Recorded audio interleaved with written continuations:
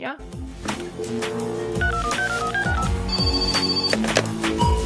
Welcome to Dollcast with Kelly Cadigan. I know you guys are going to tell me I'm crazy, but I think all gay men would benefit from a gender transition. Brianna Wu. Do you know who Brianna Wu is? It was people online. I set you up Brianna Wu. So I don't remember who she is now. Skylar Bogart. More confused on girls or boys would be a better fit for me. And when you're bisexual and you have the potential for either, you got to parse that out a little bit. And Taj Toff. Having your story heard, having people empathize with you on that kind of political level, I think is really hard to do. It's the Dollcast. Mostly normal women. Hello, everyone. Welcome to Dollcast, where you're welcome to Dollcast, where we bring the real talk, hot takes, and plenty of laughs. I'm your host, Skylar Bogart, your parasocial bestie and America's BFF. Joining me today are our fabulous co-hosts. First up, we have Brianna Wu, our intellectual powerhouse and energy source. Bri, I'm convinced you've cracked the secret to unlimited energy and you're just not sharing it. Yeah, that is it. I have the secret. I have it's all mine. You're not getting this from me, Skylar. It's all mine. Don't you dare try to take it. No, I want to know. I want to save money on my energy bills. Come on. All right. Next up, we have Kelly Cadigan, the firecracker who never shies away from a bold take. Kelly, if opinions were a currency, you'd be running the economy by now. Yeah, I guess so. Kelly for chairman of the Fed. That's my take. You could tweet something nice about Trump and you could literally be chairman of the Fed. So you should consider doing that. But I should stop tweeting in general. You're going to stop tweeting in general is your plan? I should. I feel like my mental health needs it. Right. Oh it's my always God, healthy. mine is so bad this week. Mine is trash this week. Oh my God. Your mental health or your Twitter? Like my your mental health. I mean, my Twitter. I should just. Twitter's a hellhole. I don't even know why I stay So on it. bad. It's brutal, yeah. It's so bad. Blue Sky isn't better. I mean, I've totally cut down my Twitter use. It's really nice. Sky, I keep thinking of what you were saying about that book you read, where the people that are happiest are the ones that aren't on social media. Yeah, I'm like, just like, why the hell? Mm-hmm. Why am I doing this? It's just the anxious generation. Yeah. It's Jonathan Haidt's work. It's the psychological stuff. Yeah. It's like online, just like when you focus on online, you get this disproportionate, volume of hatred and negativity, especially when you're trans. And so it's like, unless you have good connections with like a good backdrop of I don't know, let's say a Discord server with your besties, that's the only way you can kind of offset the negative energy you're getting. Otherwise it's you're going to be depressed and anxious because you think the world hates you, but it's really just a vocal minority that are keyboard warriors, online doing their I'm thing. such a fan of Jonathan Haidt. So Yes. He's great. Yeah. I don't want to sound arrogant, but I think in my case, it's not actually a vocal minority that hate me. There are a lot of people that really love me, but I'm not imagining there's a. But see, the people that are going to want to actually take the time to write the comment are often the haters. That's the problem. You're not hearing from the ones that love you because they're just oh yeah, they're great. They're just hitting the like button or they're following you. Yeah, whatever. It's they're lazier. I mean, just for lack of better terms, there's more motivation to write a negative comment than there is to write "I love this" or something like that. Well, I think also the algorithms encourage it. I mean, humanity really had, in so many ways, its first brush with artificial intelligence in the form of these social media algorithms. And pretty quickly, companies found out that what made them money was engagement, and what kept people engaged was sometimes the most inflammatory and psychologically destructive content that's not true. And so, you it's just outrage. stuff. Yeah. I mean, Yeah. I think I do think that's true. And I think it's turning a lot of us into like the worst version of ourselves. I was Yeah. reading something about this, and I've thought so much about this week that one of the things that happens when you're a public figure is you have to, and Kelly, you can probably identify with this too. The only way you can process that level of like negative things being said about you is emotional disconnection. Right? Like you have to be able to flip that switch and not feel anything. Like when someone tells you they're going to kill you or they hate you or to suck this or, all that stuff. And I get that at like a really high volume. But one of the downsides to this is it also stops you from feeling joy. Like that same thing that keeps you safe stops you from feeling pleasure with other things. And I was I see what reading you that. mean. Yeah, and that's why I was really thinking about what you were saying, Kelly. Maybe I should just step away altogether. But it's so good for my career. I can't. To me, the emotional disconnect is irrelevant either way. Because I mean, I don't emotionally disconnect at all, and I still I don't know, I don't Really? feel joy. So I don't Hey, know. if you're making money, like I've been seeing those posts, they're like, I'm making this much on X, and I'm like, oh my God, it pays to be hated. Yeah. Like, It does. let's be Yeah. real. Like, I'm like, oh, I should step up my game, but I'm like, I don't want to exert that much energy. I already got my personal life. Like, it's whatever. Like, It's not worth the money. I mean, the money I get from X, I told y'all how much it is. It's non-trivial. Significant. Yeah. it's a decent amount. Oh, you can live off that. Well, Yeah. I could live off that. It's not important. I don't know. It's not worth what it does to my life, if that makes sense. So Fair. That's fair. Mhm. That's why I'm so big on like being out in the real world. But y'all know I hardly post on X. Like, I mean, it's one of my own problems. Like, I feel like I need to be known more because, I mean, look, let's be real. Trans rights is like going to be at its lowest point in years in the near future. And it's just like the writing's on the wall. And it's like, I'm not worried so much about the short. I am worried about the short term, but I'm not overly concerned. I'm looking at the future. And it's like, I want to see that, like, I want people to see healthy examples of trans people that are like integrated into society. That's what unites us all here. And like, there are trans people out there with platforms, right? Like Buck Angel. I mean, he's doing this and like, he's out there talking about this all the time. And it's like, that's where it's like, I feel obligated. I feel like I have like a calling to do this. And I'm like, and I don't know. I'm failing at it. No. What were you gonna say, Kelly? I don't know. Buck Angel is because I don't really know if he's really doing anything that great for the community, because even if he makes like great points, I just feel like half of his posts are just talking down to other trans people that don't look a certain way. Yeah. So I don't know. He's just kind of a hypocrite to me, but I think, oh boy, I'm ready to get canceled. Let's do it. Let's say something spicy. I think one of the things I appreciate about Buck is if you know him, like he's a man, like he just is. And he has that kind of bluntness about him. And, I actually think a lot of our, FTM counterparts could take some lessons from him about a little bit more resilience and maybe a little bit more machismo. I think that would be good for them. Yes. Yes. I'm so with you, Bree. Like, I'm not going to say he's perfect. I mean, no one's perfect. Like you said, everyone makes some mistakes, but the overall message that I see him portraying, and also his platform, he brings in people with like controversial takes on the trans community, and he listens to them.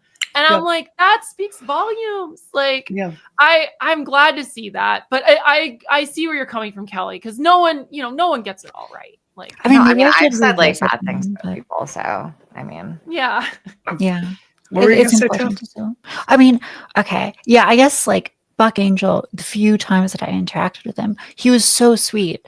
But I do feel like for a while I've kind of like had this image of him as like one of these trans people who, I guess it's like audience capture, or like I feel like sometimes I look at his Twitter and it's just like the same kind of thing over and over and over, which is kind of like it's negative about trans activism. And I wonder if like he would have more nuance if it weren't the case that like, he just gets paid for like outputting a certain kind of message, and it's like kind of all I end up seeing from him. Maybe that's also the algorithm thing where it's like that's all that ends up like in front of me on my feed.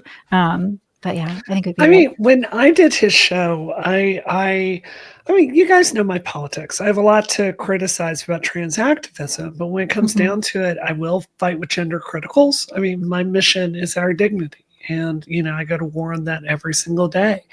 And what I found when I talked to Buck is, yeah, he does have those tendencies to go down those paths, but like you can sit there and talk to him about like, access to children transitioning. Like I have a view that there should be a small window open with extremely high standards. He disagrees and he will talk about that. And I don't know. I think that's to his credit. There was tons of stuff we disagreed on. Yeah. But he'll talk about it with you. I'm sorry. What was that, Kelly? Go, Kelly. Well, I just think it's funny because, like, I mean, maybe I'm talking out of my ass and I need to, like, look at more of his tweets. But it feels like to me that if you go on his podcast and you say that, he'll have, like, a conversation with you and be civil. But if you were someone he didn't know and you didn't have a following and you wrote that, Brie, like, as a tweet, he would just quote tweet it and call you a predator and be like, oh, well, there's no room for children transitioning at all. You're a bad person. I just feel like he acts so different when you get on camera or if you have a following. Well, don't we all though? Like I act like insane on Twitter as well sometimes. So I have some empathy for like just how insane that website makes people. And like I've had the similar experience with like talking to Destiny where like I respond to him and I'm like in my mind I'm like agreeing with him and like adding to his point. And then he's like, this is fucking stupid. And I'm like, like what do you mean? And it's just like I think everyone's on edge on that website to some extent. Yeah. It amplifies whatever is gonna cause outrage. Like that's what I think about. It's like who's gonna say the most outrageous thing, and then that's the whole. That's where grifting comes from. That's exactly what that is. It's like this platform is just amplifies that so much. Yeah, and there's no room for nuance. Like unless you're paying money, you can't even write but so many words. So like. I don't know. We've also had this conversation about like changing opinions too. And like later in the show, we're going to talk to Richard Hanania, who's like changed his opinions on so many different topics. Yeah. And that like that political evolution is fascinating to me. But like, Kelly, you've also changed your opinions on lots of things. I've changed my opinions on lots of things. And I feel like social media and the public eye is not conducive to that, which is very frustrating because truth requires the ability to be flexible and to like change your views. But social media rewards people who are not truthful, but who are like ideological, loyal super soldiers and never change their view ever. And that's so scary to me. So, yeah. So I want to talk about, none of this is planned, just so people know, but I want to talk about this. I want to talk, by the time this video comes out, last week we had Colin Wright on the show. And, I actually just finished editing that entire episode before we recorded tonight. And I want to talk through like how we think that went, because I kind of feel like we walked into it and I was really like there to like, y'all know me. I don't have a maximalist position on kids transitioning, but I really wanted an answer on some things like how he valued like, cis lives that may regret stuff versus trans lives. And I really noticed as I was editing the episode, like I felt like I was the main one kind of asking him those hard questions. So do y'all like agree with his political project? Were you afraid to disagree with him? Like what was kind of the vibe like with that? Mixed feelings from my point of view, because I saw where Colin was coming from. I didn't feel like he was just fighting the element of kids transitioning like just for the sake of it. Like he seemed like he had a lot of good data and like points that he was making, but I also kind of saw the points you were making, Brie, and it was like it's so tough because it's like how do you help keep a gateway open for the right kids? Like that was really the issue, was like it was just in how do you identify them, and then how do you like do it in a way, how do you allow them the space to transition that doesn't push them down the road, that inertia element, like the inertia of transition when it's not maybe right for them, versus the kids that are actually going to come through and be like, yeah, this was totally right for me. Yeah. And it was like, we were talking at that, but it's tough to get at the essence of that. And I feel like Taff and Kelly both have experiences that go into that. And it's like, how do we know like who is really the right person for medical transition when they're, under 18?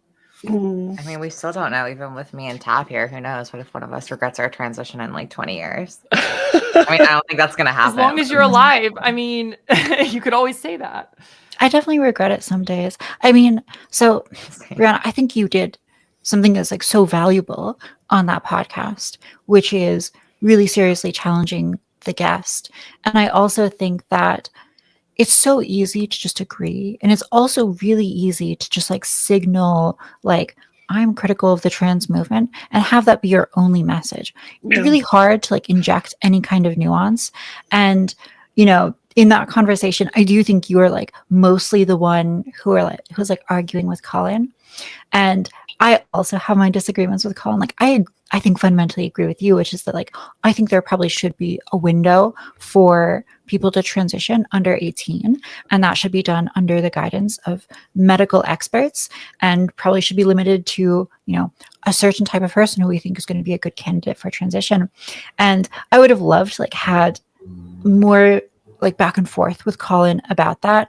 But I think just the nature of the show, like it's hard to have like a 3-way debate where like there's 3 different positions. And so I was okay. Like I sort of backed away from my position and took the role of maybe being like, oh, I agree with you, Brianna, here, or I agree with you, Colin, here.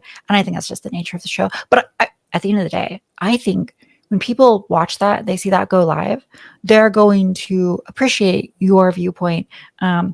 Even if it's like a minority, they're going to see that as really courageous. And, I think we're probably going to get more shit for it. So really, I think it's going to be the other. I can see already what the TERFs are going to say. Like, look at Brianna, like asking these hard questions. So male coded. Let's get back to what you said before, where you were like, you made that statement about how you always thought that if you had transitioned before you were an adult, that would have fixed like all your problems. But in talking with Kelly and Taff, it's like you realize that may not be the case. Yeah. Because it's mixed vibes. And it's like, where does the confidence in the decision to transition come from? That's like what I always wonder. Yeah.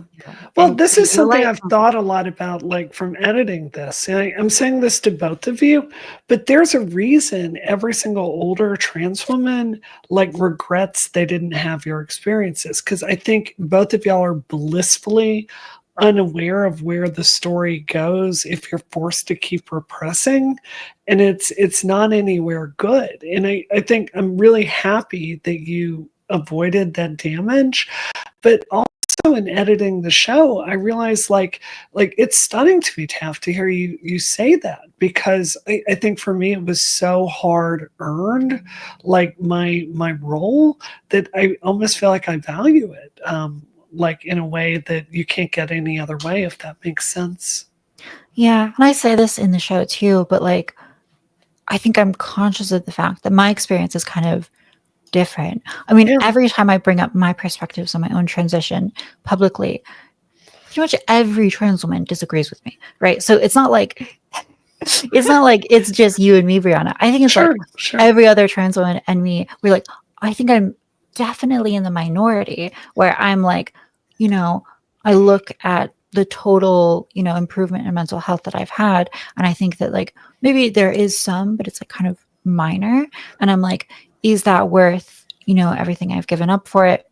I sometimes do this calculus, and in times when I'm feeling really down, I do that calculus and I think it was not worth it.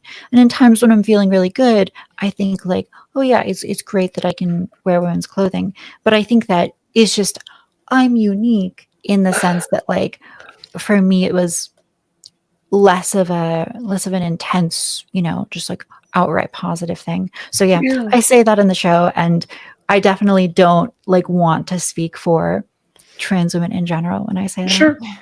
And to be clear, I totally respect that viewpoint, right? Mhm. Like it's your own life, make up your own assessment about it. I don't want to be that Yeah. trans woman telling you you're wrong because you're my friend and you can make I your own appreciate that. assessment about your experiences. Yeah, I know. I love that. And like, I sometimes wonder too, like, what would life have been like if I had transitioned younger? And I say younger because it's just like, I guess I'm considered sort of young transitioner, depending on how you look at it. I mean, if you're before 30, I guess it's sort of younger. Yeah, But we did it at the same age. yeah.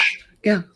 Oh, yeah. So then, yeah, it's like, so, I mean, but for me, like, that's to answer the question I sort of posed earlier, because I think about this a good bit, like, where does the confidence come from?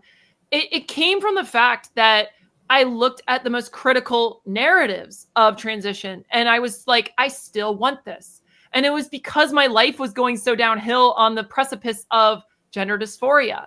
And it's like, it took that progression though to realize that I needed this. Like if I had done it sooner, I would have been left wondering, what would my life been like in terms of the intensity of gender dysphoria, right? Like that was sort of the theme I saw with you all too. And it was like, it had me thinking a little bit. I'm like, maybe there is some merit to like the age of 18 or something, to transition. But then I also think about the issue of masculinization and what testosterone does. And it's like, what's the sweet spot? Where is that like moment for the people that are really going to benefit from this? And it's more questions.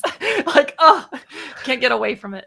I mean, I think it's hard to, I wonder about this a lot. Like I have a toughness that just other people don't have, or a will at stuff. And I tend to like just have an initiative to start things up. Like I'm a really good project manager. And it's hard for me not to admit that those are all skills that started like when I was still living as a, man at 18. So I often, I wonder how much of what makes me a leader like comes from me and how much comes from the difficult experiences of being trans. Because like you two are not the only people I know that transitioned as children. And I've just never met anyone with that kind of, I don't know. I almost think the trauma can make you stronger in some ways, if that makes sense. I hope that's not belittling. No, I think that's true. I mean, we spoke about Jonathan Haidt earlier. Yeah. One of the things that he really talks about. Yeah, exactly. Is that like, sometimes embracing those hard things is really important. And if you always shy away from them, that can be totally destructive. So, yeah, I mean, I think that you can get like a silver lining in all of it. But I do think that like, strictly speaking, it would be better for me if I had transitioned earlier. I mean, like, I think everyone feels this way, right? Like usually when you transition earlier, like, you do get benefits from that. And like, I dealt with a lot of struggles feeling like socially ostracized in high school. And I think about like, if I had transitioned in middle school and then like, moved counties or whatever, and just like gone to high school, like totally, no one knowing that I'm trans, maybe that would have been like really important for socialization. And like maybe a lot of the negatives that I experienced as a result of transition are not like innate to transitioning young, but in fact like a result of kind of the bigotry that I faced. So at the end of the day, it's very hard for me to like make an obvious pronouncement like the transitioning at this age is good.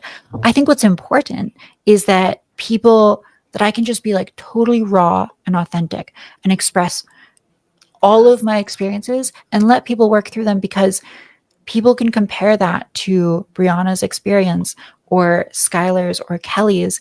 And it's in the synthesis of all of this that you actually get good transition like advice, and you learn things. So I just think at the end of the day, the important thing more than anything else is that we all feel comfortable to lay bare our experiences and just work through them. And I feel so comfortable with you guys doing that. So I really appreciate it. Feel the same way. Same. Yeah. I What guess about that's you, my point. Kelly? What do you think? Yeah. I mean, yeah, I don't know what like the right age for anyone to transition is. I mean, I think Brie was onto something like a week ago when she said that, you know, it's a lot easier for female to males to transition after 18. So I just think maybe Mhm. the answer is holding off all female to males until they're legal adults, and I then think so. just making it Mhm. so F to M or M to Fs only get diagnosed through qualified psychiatrists, like I've said in the past.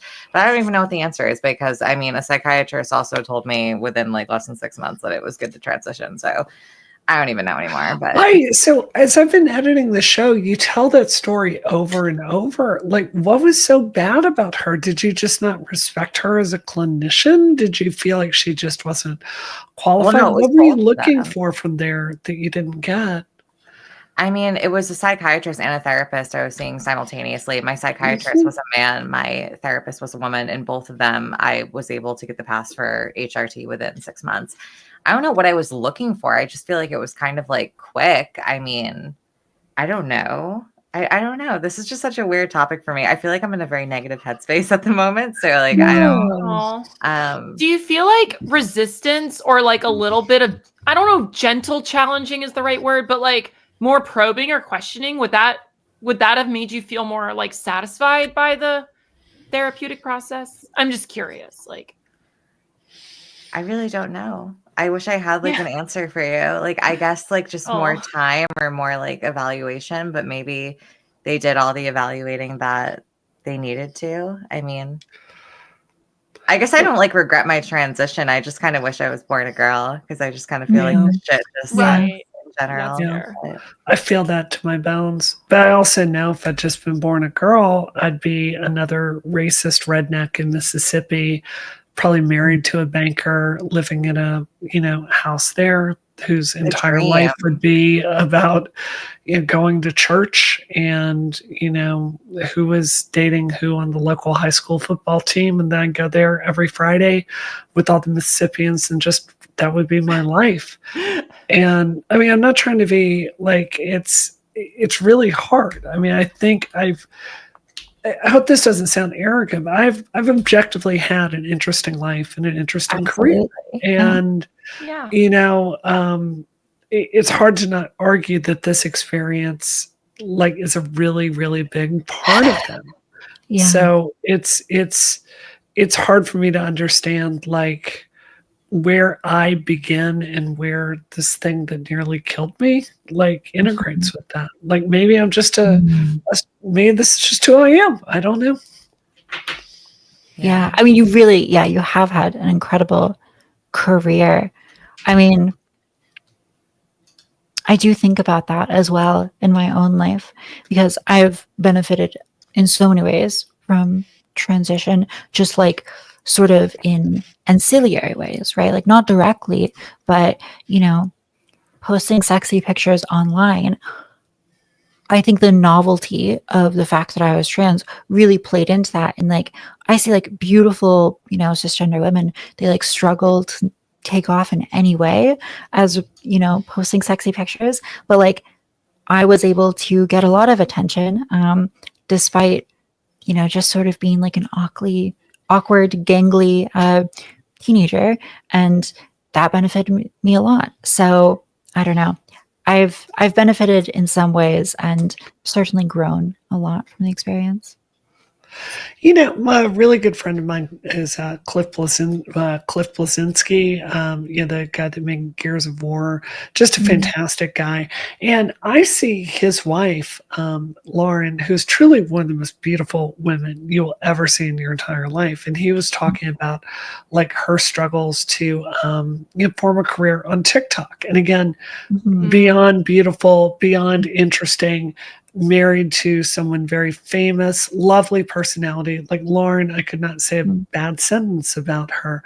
So I hear what you're saying about there being certain advantages, like, but at the same time, like there is a melancholy to all four of us that, I mean, I really love spending time with you guys, because I feel like the value of the show is I get to hang with like three people that understand that every single week. Yeah. Totally. I And also, relate with like, that. Yeah.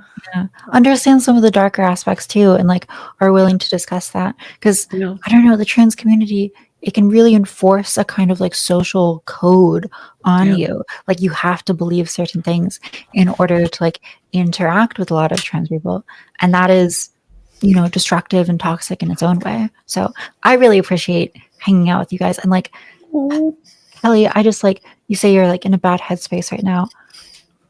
I want to be like there to support you, because yeah. I feel like Yeah. I just know that place I so do well. too. I And do I too. know what it's like to be attacked on Twitter and like, and to just feel horrible about yourself. So yeah, I don't know. I want to be I there. appreciate it. I mean, but it's like, I don't know. There's nothing to really like be there for. It just kind of is what it is. I mean, I don't Well, how do really you feel about it? Like, Yeah. what's your headspace like right now? What thoughts are going through your head? I don't know. I just kind of, I don't know. To me, transition was always about like being like just pretty and like having men like be attracted to me. And I feel like that sounds really bad. But But it's real. like, Like that's how it It's is for a lot it's of what you people. think. Yeah.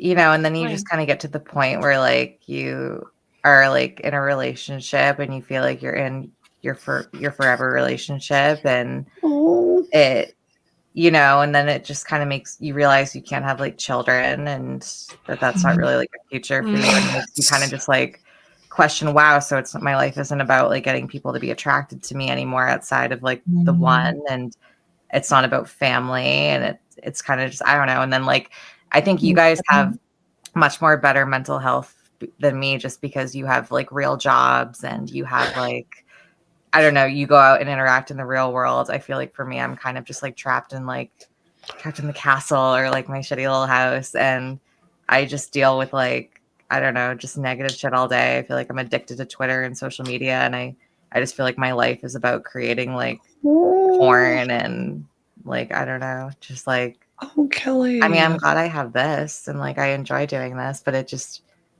I don't know, even just when we like talk about things, like when we had like, you know, our last guest on or whenever we had guests on, I just feel like everyone is very like much smarter than me and is much more involved in politics than I am. And I feel like somehow I've like in between like my OnlyFans and stuff, I've gotten myself involved in like this political mess when I really don't like know anything about what I'm talking about. And I just feel like I'm like retarded or like stupid. And like, I don't know. I just don't really feel like I contribute that much. And I don't even feel like, as I'm getting older, I just don't even feel like I have as much sex appeal as I once did. And it's just, and then like Twitter just makes me more aware of like insecurities that I've never even like thought about before. And it just, I don't know, everything just feels like kind of empty. Yeah, I've been there, like I have 100%. And I think I had this realization. I started to look like a lot older when I turned like 21, 22. And suddenly I had bags under my eyes, and like my face was sagging. And I could see it like in the numbers too. And that's a really hard thing about OnlyFans, is that, you know, I had this numerical count of like how valuable I was to the world. And it was tied to my appearance. And that appearance was like deteriorating in some way that like people notice, right? And like I still think that like I can be beautiful, and I think I'll be beautiful into like my 40s. I think I'll be so milfy and da da da. But like it's real that like guys like a certain look, right? And like so a lot of guys will like kind of a younger look. And maybe I have to wait like 15 years before I like age into the MILF category, and then like I get a different set of guys. But I feel like in my childhood, I never really like developed that sense of like self-confidence or stable identity even, really. And so I have really struggled to value myself beyond how other people value me. So yeah, I don't know. I just feel like I relate a lot, and I don't want to like tell too much of my story, because I'm like, I want to just hone in on your feelings. But just know that like I super relate on everything that you're saying.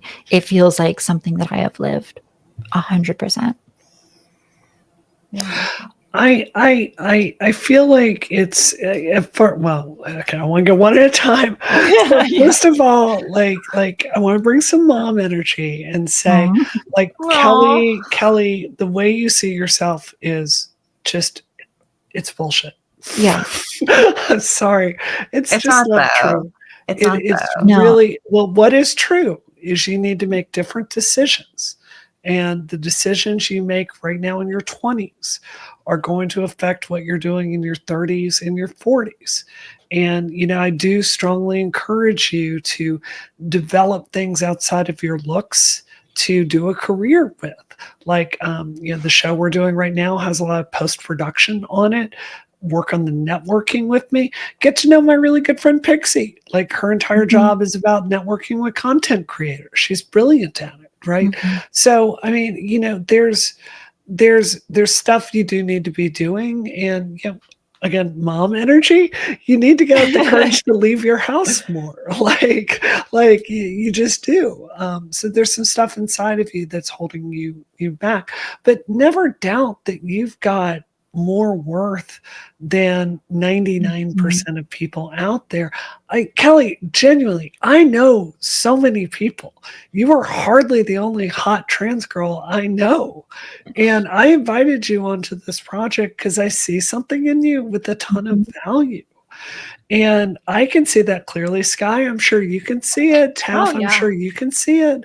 So like we see this clearly. It's just that you can't. So, that's how I feel. Yeah, Taff, as far as I feel like there's such a lie about getting older that is told to young women. And I understand this because I remember being in my 20s and looking at women in their 30s and going, oh my God, I've only got this much time left. I'm so screwed if I don't do that. And then you get to 30 and you're like, oh, these women are actually beautiful. I'm fine. I know that like gender criticals are going to look at this, interpret this as a diss against cis women, but I don't mean this. Like, you are going to value stuff as you get older that most cis women just are not. You're going to be fit. You're going to be doing makeup. You're going to be doing hair.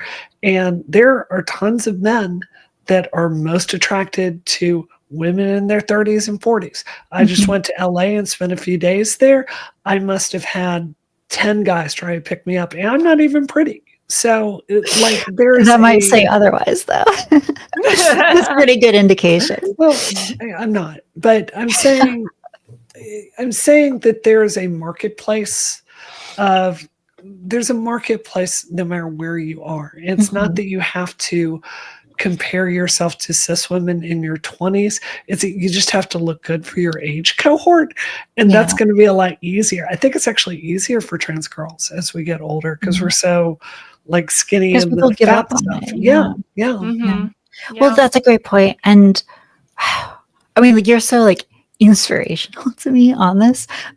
Just because yes, okay. You like don't believe this when I say this, but like I see you posting like pictures on Twitter and like you've gotten like FFS and like you're posting those photos and you look gorgeous and you're like thriving and like you clearly like take pride in your appearance. And I think that I had this experience, a few years ago where like I realized that I was doing a certain sort of like thing in terms of like catering towards male attraction, that like I was leaning on my youth, I guess, right? And like there's a way in which you can lean on your youth and it's like very effective to getting men's attention. And I just realized that I couldn't lean on that anymore. And that was like kind of scary for me. But I think you're so right in the sense that like that doesn't necessarily make you like unattractive. It just means that like you develop other sources of beauty and you become like the most beautiful version of yourself at any age 100%. As soon as you're able to do that. So yeah, I don't know. It really resonates with me what you're saying. And yeah, as much as you get all like bashful and like don't want to accept it, like you really are an inspiration in this way to me. Yeah. I mean, I think it helps that, I was not pretty for so long. And, like it's been a lot of FFS to get to where I am today. and that took a lot of work. But so I think it kind of forced me to develop other things of value for society to value me for, which I think has been good for my career. But just never discount like the fact that that you can talk video games. Like, hand to God, there was a gorgeous, absolutely gorgeous man that was at the Hilton where I was staying at. He came up in a Porsche 992. And I just happened to mention it to him. And I understand stuff about Porsche. And this man in a suit who's just he's sitting there and is 20 out of 10 attracted to me just because I'm the girl that understands Porsche. So do you know what I mean? You just got to work with what you've got, if that makes sense. Yeah, and that's what I would say too to Kelly. Because you can find so many sources of value in your life that go so far beyond either men being attracted to you, or even how you feel about yourself, or whether or not you're starting a family. And I really believe that any of us can find that, and you will be okay, as scary and dark as it is. And I've been there. I do think you are loved. You are loved deeply by us, by your boyfriend. You're loved by so many people, and it's gonna be okay. You're going to feel better, and it might be a week or a month or a year, but you will develop those things that you really feel pride in that go so far beyond, what's really playing in your head right now. So I believe in you. Yeah. And I just want to say something that helps me is whenever I'm feeling down, or I'm not I'm in a low point, I just think about, I need to set goals. I need to put my mind and my energy towards something other than myself. See, that's what allows you into that space, is that you're not, it just means you're too idle, you're not doing enough. And this is I'm talking about myself here. This is my own reflection. And I'll realize I need to set goals, and I need to be working towards those goals, because I need to have measurements of progress to help me through those times, because you're not always going to feel good, and you're not always going to feel bad. It'll change week by week or day by day. And it's better to have anchor points. And honestly, this is part of why I believe in my faith, actually. God for me and spirituality fills this space. It helps keep me grounded in I hate saying cheesy tradition, but it's there's a reason why religious people are religious. And it's not just because it's I don't know what they're programmed to think, or it's what their community thinks. It provides a source of truth, a source of purpose in their life. And for me, that's always been something that I've sort of struggled with a little bit, but I've come back to it and seeing there is something powerful in having in just believing in something more than yourself. And that's really anchored me. So I don't know if that helps at all. Hopefully. It's just an option. It's just, I'm trying to give you options. That's the goal. I think it's good to have meaning. Oh, go ahead, Kelly. Sorry. Yeah. No, I was just saying, I hear you on the faith thing. Sometimes I've thought about taking up religion, or just looking into Christianity, which is what my mom grew up teaching us, just as a way to like you said, believe in something greater than yourself, or just find a sense of purpose that's outside of you. Mm-hmm. So can I ask a really, I feel like this is kind of a little melancholy here. Can I ask a really, this is a real question for all of y'all. So I've talked to you about how I did psychedelics last year, a whole bunch of it. It was really, really helpful for my trauma.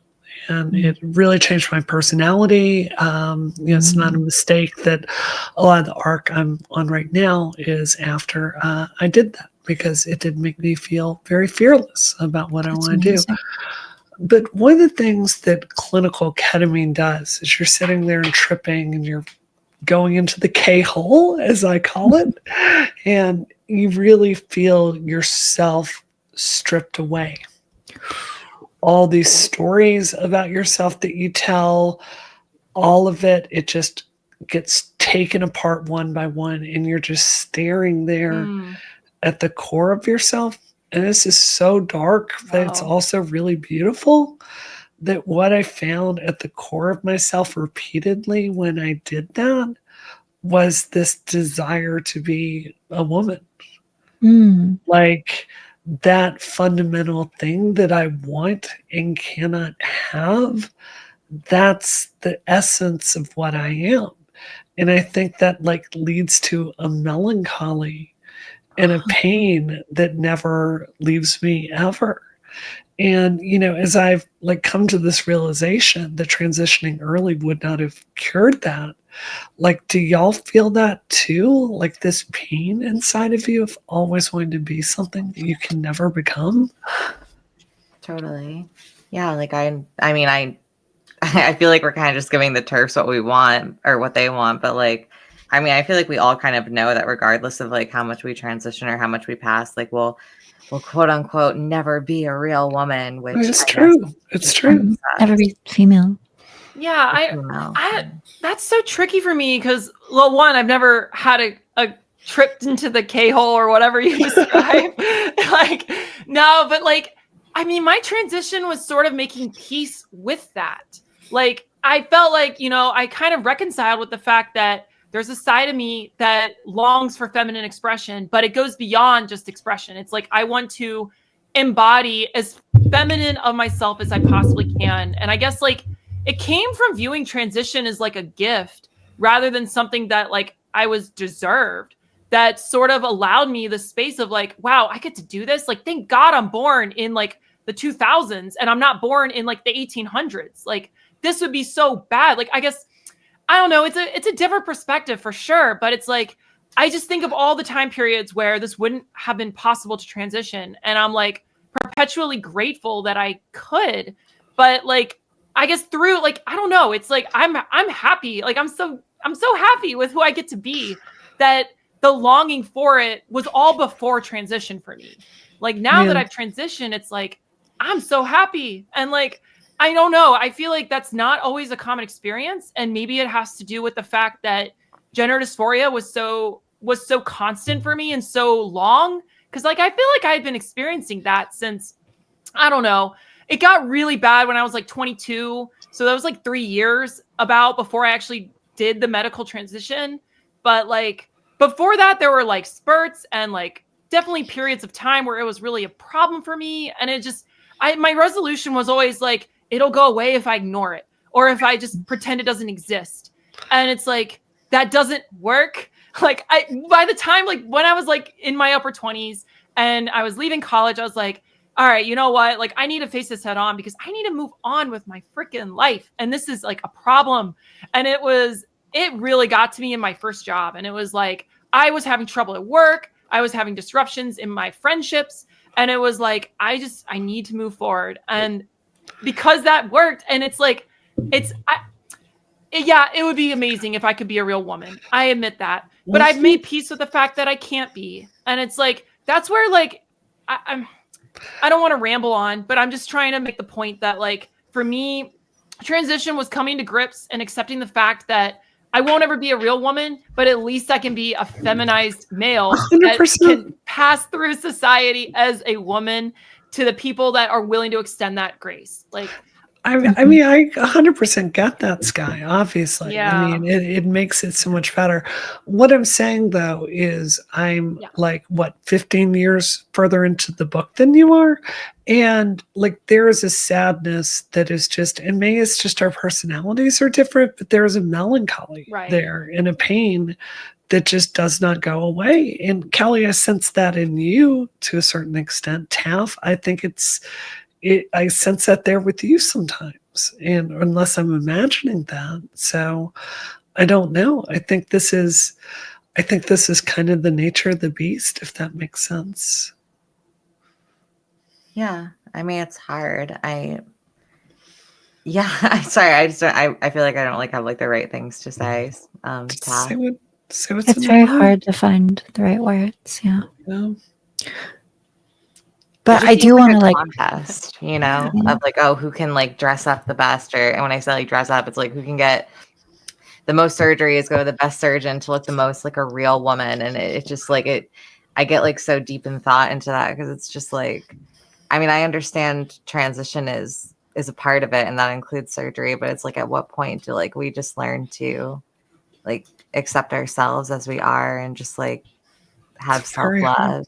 And I understand like cis women deal with that too, but it's just, I don't know. It's It's worse for us. I think it's worse for And you us. see a picture of how you used to look. That always does it for me. Like, I mean, Yeah. I'm just being honest. Like, Sure. that's all I got to do is see, oh, that's who I used to be. Whoa, okay, yay. Like, that's not me today. Like, okay, I know I'm weird. Like, it's fine. No, no, I'm the no, minority no. here. I 100% Like, understand what you're talking about. Mhm. I Yeah. guess, but there is a challenge of making peace with things like that you can't change. Like I cannot change how tall I am. I just want to die. Like it was killing me today. Like I'm over at Legacy Place in Dedham, and yeah, great. I just have my hair done and all of that, and like all I can think about is how tall I am, which I just hate. You know, there's nothing I can do about that. Life has to go on, and to a certain extent, like we have to make peace with parts of this, and it's difficult. It's kind of our life mission. yeah. That's Yeah. Yeah. I think there's a way in which you can sort of feel like the closer you get, the further your goal is. Ooh. And yeah. And what Skylar's talking about, like looking back at where you've come from, you know, maybe you've been summiting the mountain thus far. And as you get closer and closer to the peak, it gets steeper and steeper, and you're craning your neck, and like, you know, the top of the mountain is like disappearing into a point in front of you. But like, if you look back, you can be like, oh, wow, I've made so much progress, and this is incredible. And I think that you can sort of choose to love like where you're at, or you can like agonize about the fact that you might never get to the very top of the peak. And either way, I think it has to do with where you direct your sense of meaning or value. Yeah. And Yeah, that's good. I mean, I think it's interesting that you're talking about like ketamine and how it like strips everything away. And when you like stripped everything away, you saw like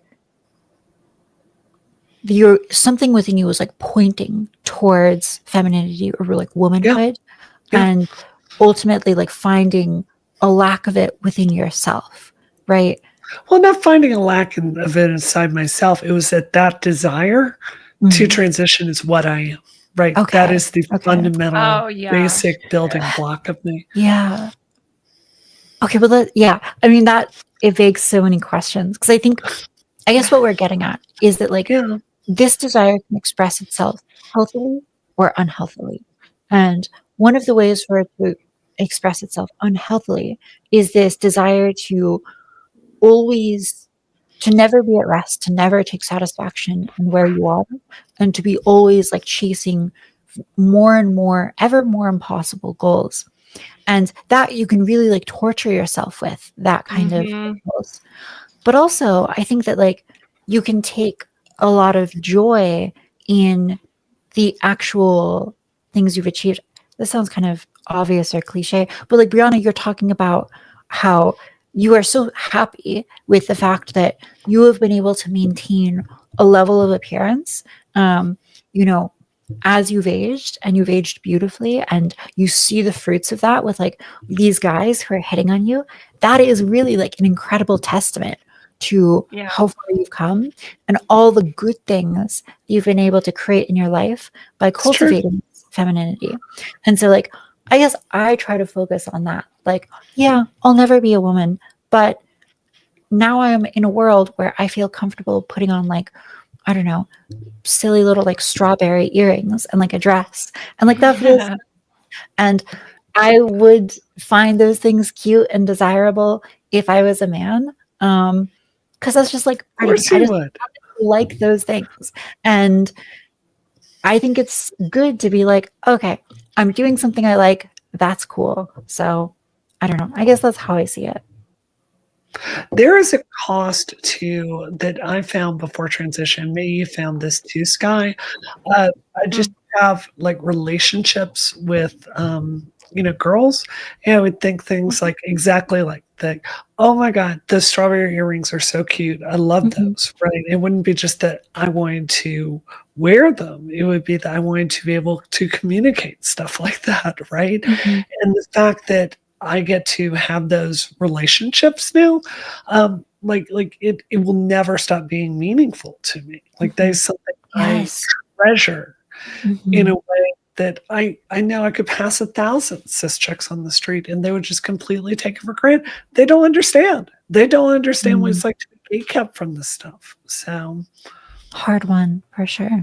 Yeah, it's so interesting because I don't know. Like, I feel like part of my transition was accepting that side of myself, but I wasn't satisfied with like, because I did it in increments. So there was a long phase where like that just led to this perception where I was a gay man.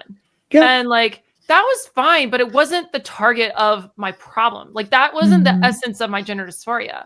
I wanted to, like, for lack of better terms, have the body of a female version of myself as much as possible. Like that was what really comprised the essence of dysphoria. Because I don't want to confuse the stereotypes for like otherwise, gay men that are able to just be like, that's me and that's fine, because I believe in that too.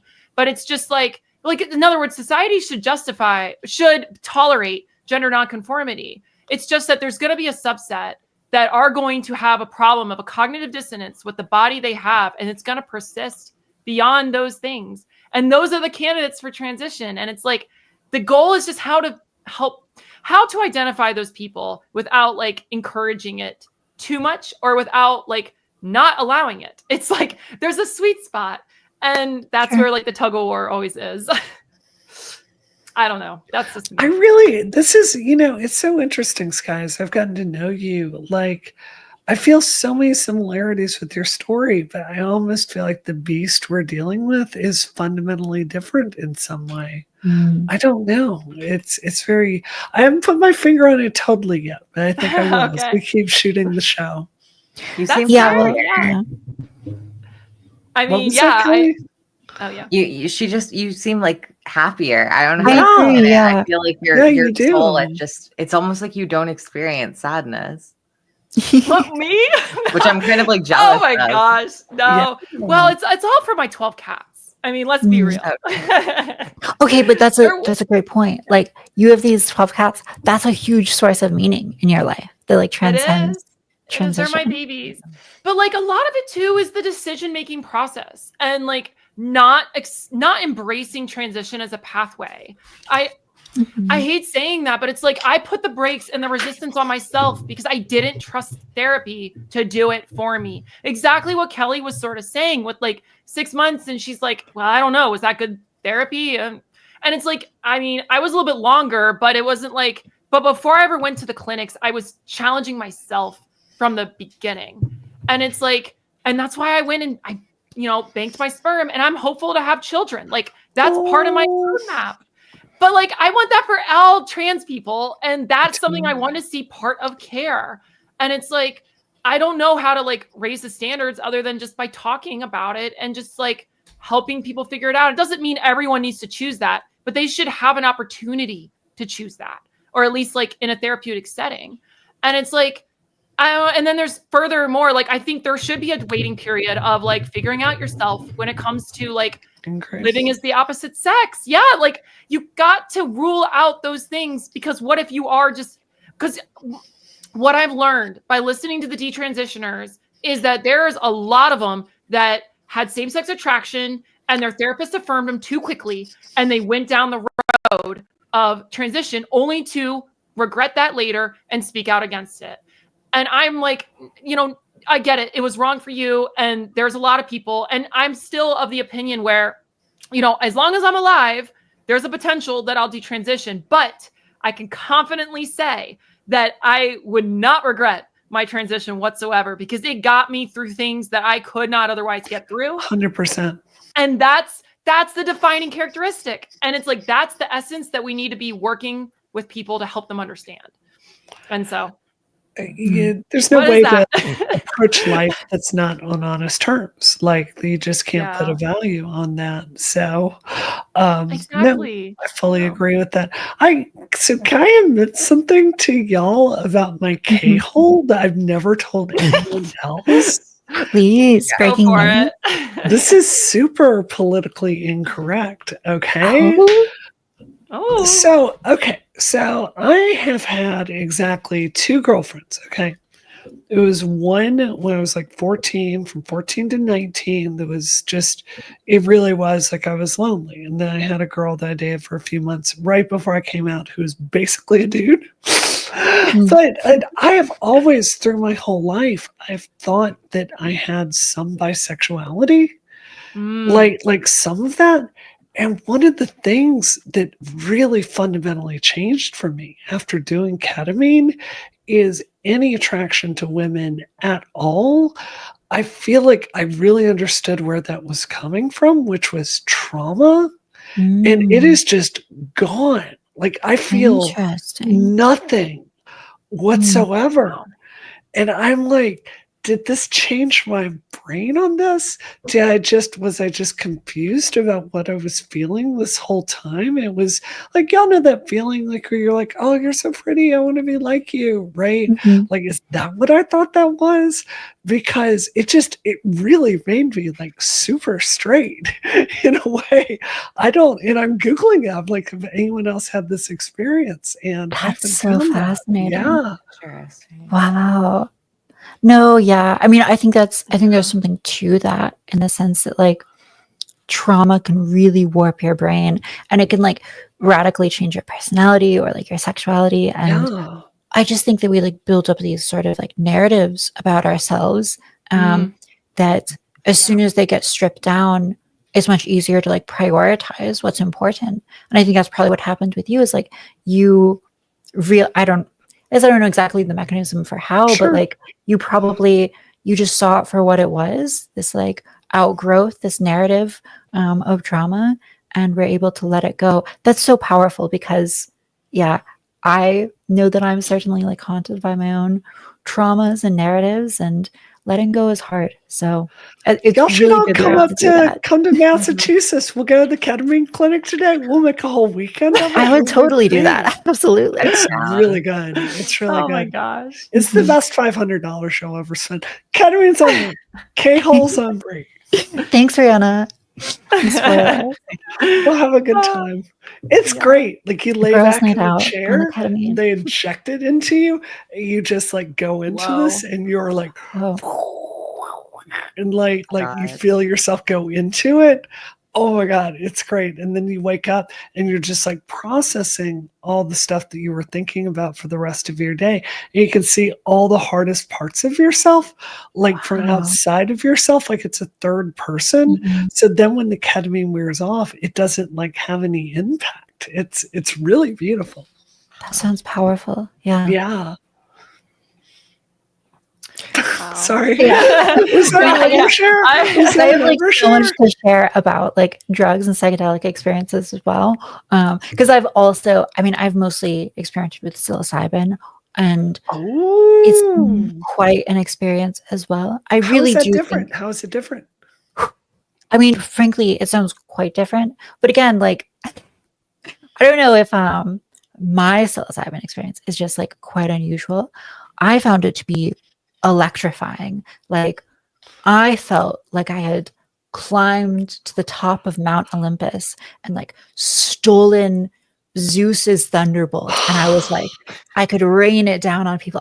I felt like I had like, descended to like the depths of like bacchanalian wilds, and I had slain a tiger and stolen its heart. Like my experience of psychedelics, mushrooms, is just, it's very like raw and wild. And I feel like the conscious barrier that keeps me, within like human customs and like, sort of like norms had been dissolved. And I was able to like feel really directly the rawness of nature around me. Oh my gosh. So certainly like intense. It made me feel kind of like wild and powerful. So yeah, very interesting. But definitely like a bit That does different. not sound like a K-hole at all. But it makes me want to try, I don't know, ketamine, because I would love a more like okay, psychedelics, very fun. I would love to strip down to like, you know, remove the kind of barriers and be able to evaluate myself objectively, because I feel like that would be like a very growth oriented thing. I feel like I would learn. It's kind of scary. It is really scary. It's really scary. All good things are a little scary, I think. Another realization I came to is like, and it's, you get words and feelings that are like really meaningful to you. And it's like realizing that at my core, I am a weapon. Like to do stuff, and I think that's actually really true. Yeah. That is so fascinating. Yeah, I can say alcohol does nothing like that. Yeah, I don't drink. That was like that's my like, I don't know, wild excursions have all been drinking. So, and you can get pretty wild at that. Yeah. Alcohol's a terrible drug. You can't. No, I completely second that. No, that's why I'm like a little jealous of this whole ketamine thing. But do you have any like faith-based objections to doing ketamine or something like that? Well, I mean, it's not like a street drug. It was like in a clinical setting, a doctor prescribed it, you know? Yeah, I don't know the legality, but I mean, I wouldn't do it just on the basis of that, probably. Yeah, to be fair. It's legal in Massachusetts. Yeah. It is. Okay. Yeah. Oh God, you don't think I'm doing back alley drugs, do you? I have no idea when it comes to ketamine. No, yeah, but like drinking was my whole thing, and that was really just to like deal with the gender dysphoria back when I was in college. Oh yeah. So, oh my God. That was I know that one. Yeah, escape, take your mind away, all that stuff. Well, Kelly, I mean, I don't know if you want to talk about, but like, I feel like we've also kind of had similar experiences trying weed before, you and I, and the ability for like that drug to be kind of an escape. But you stopped doing weed. I mean, how has that been? Have you felt a lot better because of that? I mean, honestly, like I thought it was gonna like make me like less bipolar and like not as sad or like up and down, but I still feel like I'm exactly the same, except it's like I don't have my vices now. I wish I liked alcohol. I sometimes try to like use alcohol every time like I feel like doing weed, and it just like doesn't hit the same for me. I'm just not a fan. I've never been like an alcohol person.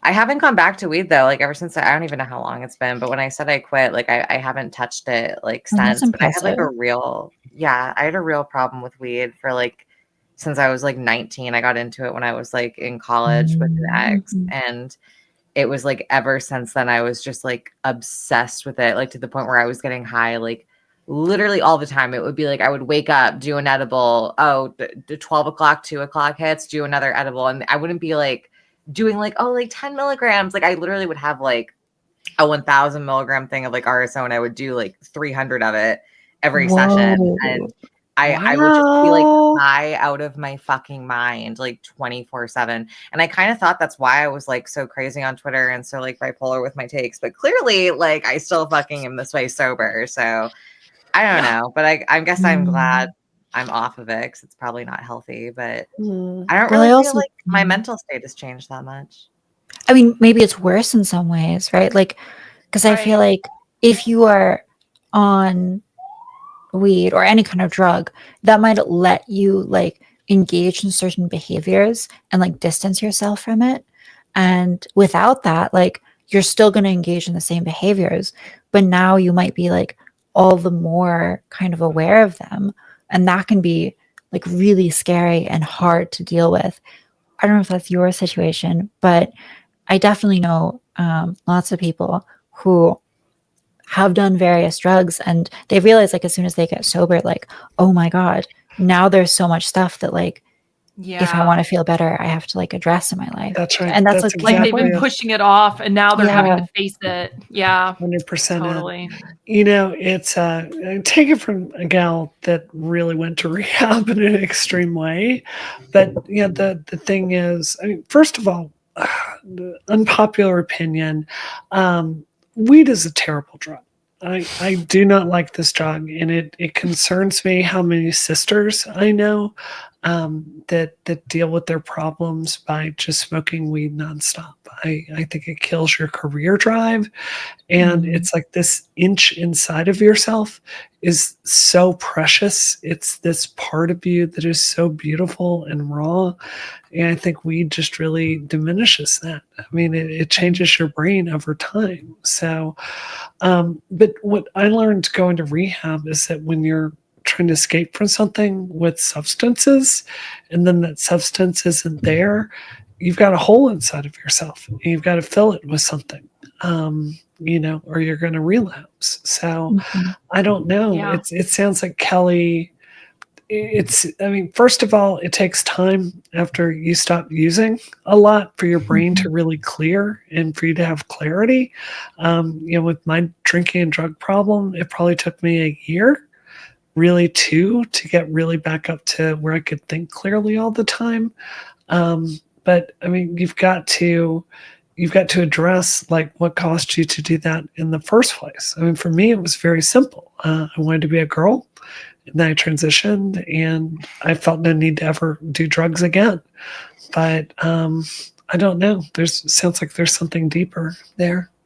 I don't know if mine really had anything to do with my transition, because I just remember like I went to college and I got like into my first relationship, and that was like a high for me because I never felt like I had like a guy that I was actually attracted to, like be interested in me. And then when he left, I kind of just started doing it all the time because that's what we did together. And I don't know. And then TikTok happened and I just kept doing it. And I don't know. It's just, I don't know if it was ever really about my transition. I think and I don't even know if it was really about that relationship after a while. I think I just really liked getting high. I just liked feeling something. And it's funny you say it was a career killer for a lot of people, or a motivation killer, because a lot of the time, like, I'm like, damn, I feel like I made much better content when I was high all the time. Like, I feel like I was funnier. I feel like I didn't give a fuck as much. I felt like I don't know. Now I just feel like my creative part of my brain is kind of like dead. Really? Interesting. Wow. Huh. Yeah. It's I know, is that like bad? Sorry. No, it's. I feel like you are. I don't know. I feel like you're in a period right now where you're trying to discover yourself. And I mean, the friend I want to be to you is to help you do that because I care about you. So, however we can do that. Yeah. Yeah. I care about you guys too. What do you do for fun? Yeah. I don't know. I would get high before, and I don't know, for the last like 4 months, I don't really feel like I've been doing any or having a lot of fun. You got to find things. Books, video games, cats. Every time I try to get into video games, I feel like I can just never get into it. I've tried like every type of game imaginable. And I did kind of like Life is Strange. Zach got me to play that new Life is Strange game. And I was like, wow, this is the first time I'm like actually having fun playing a video game. But I don't know. I like music and movies, but I mean, there's only so much. I don't know. I don't really feel like that's like a real hobby. So I don't know. The other thing ketamine did is it completely took away the enjoyment I felt from playing video games. I barely played that ever since. Wow. So I have like a blocker on my computer. I use cold turkey, which lets me like block certain things, my access. And I have it set so like all programs that come out of the Steam folder are limited to like an hour total of time that I can spend on them. And the maximum amount of time that I can spend playing Hearthstone is 30 minutes a day, because this is so embarrassing. I've spent an insane amount of time playing Hearthstone, to the point where like I look back on that time and I'm like, I could have learned like 3 languages in the time that I spent playing Hearthstone, and I've like done nothing in this game. And so video games have been like my biggest vice. They where were I for a just, long like, time. lost so much Yeah. money. Yeah. Mm. But okay, Brianna, you have like this very ambitious impulse in you. And Yeah, definitely. I have that too. But I think what I realized is that I was using video games to kind of as a surrogate activity for actual success. And I could like play a video game and I could win in that video game. And that felt really good. But it was kind of illusory. And, you know, for me, it was like a way of masturbating that urge for success and competition and domination and like, you know, succeeding. But it was just, it didn't get me anywhere. And so I'm learning to like actually pursue real sources of success that aren't whatever. I mean, this is why we've got a big media hit coming up together. And I take a lot of pride from getting younger women and kind of opening up doors for them. You know, Kelly, you were talking about how you want to have children. I just got to be real with you. The older you get as a trans woman, the more this hurts. It kills me sometimes to, you know, see moms dropping their kids off in the school that's right around the corner from me. And I can't do it. It hurts. And there's no filling that, right? So one of the things I really try to do is to help younger women in their career. So like Kelly, we did a podcast yesterday. We had a really good time. I was really proud to open that door and kind of teach you the media game there, Taff, when we do that. I really delight in doing that. Yeah, Sky, we did something with Buck Angel the other day. Yeah, that was fun. So I don't know. I guess if you've got that ambitious impulse in you, something I am extremely good at is networking and back channeling. I know literally everyone, and I'm happy to help in any way I can as your friend. Well, on that point, I mean, we had this previous discussion where I was like, you know, I kind of want to get into like tech and like, but I just feel really like weird, like networking and kind of like schmoozing in that sense. Mm-hmm. And I had a conversation with one of my friends who like, she's very successful in her career in tech. And she's like my age, she's a trans woman.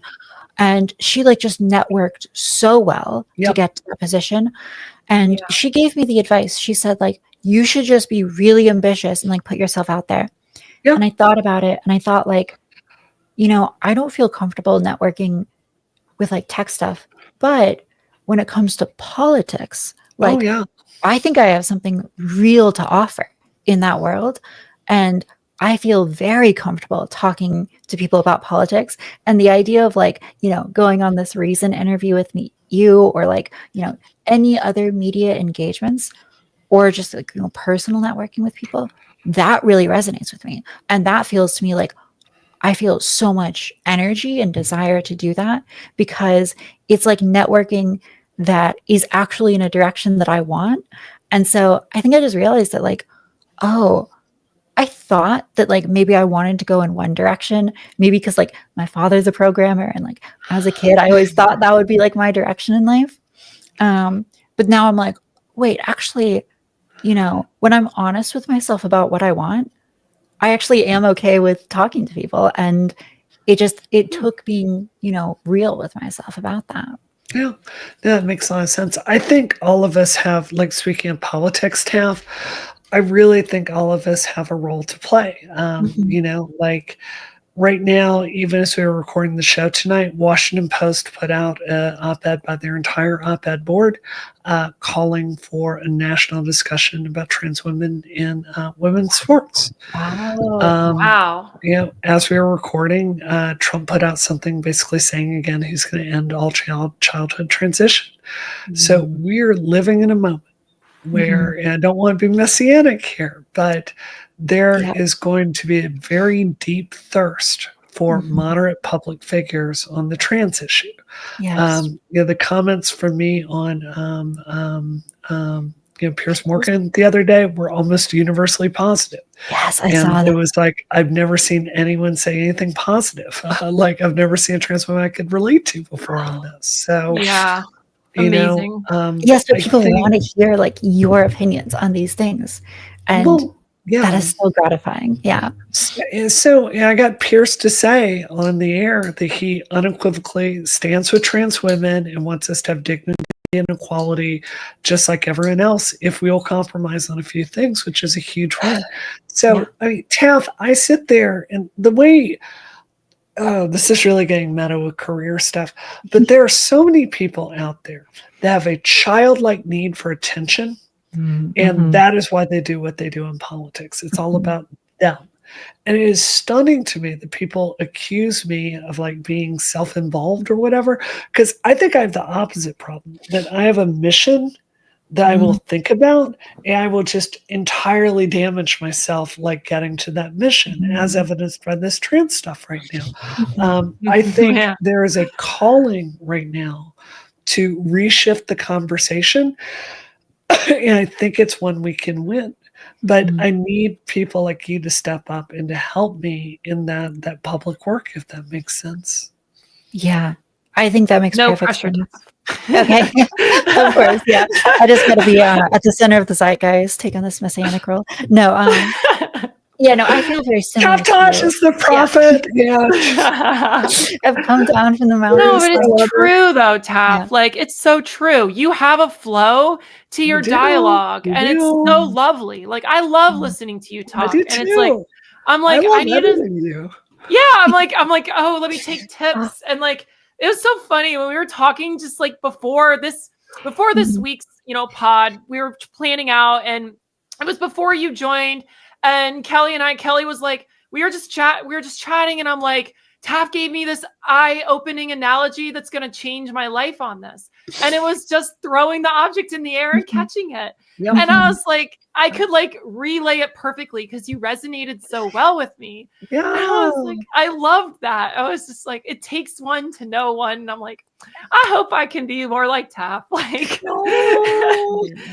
it made me so good when you were like, I felt like you really got it. And I felt like I was speaking and I felt just understood by you in that moment.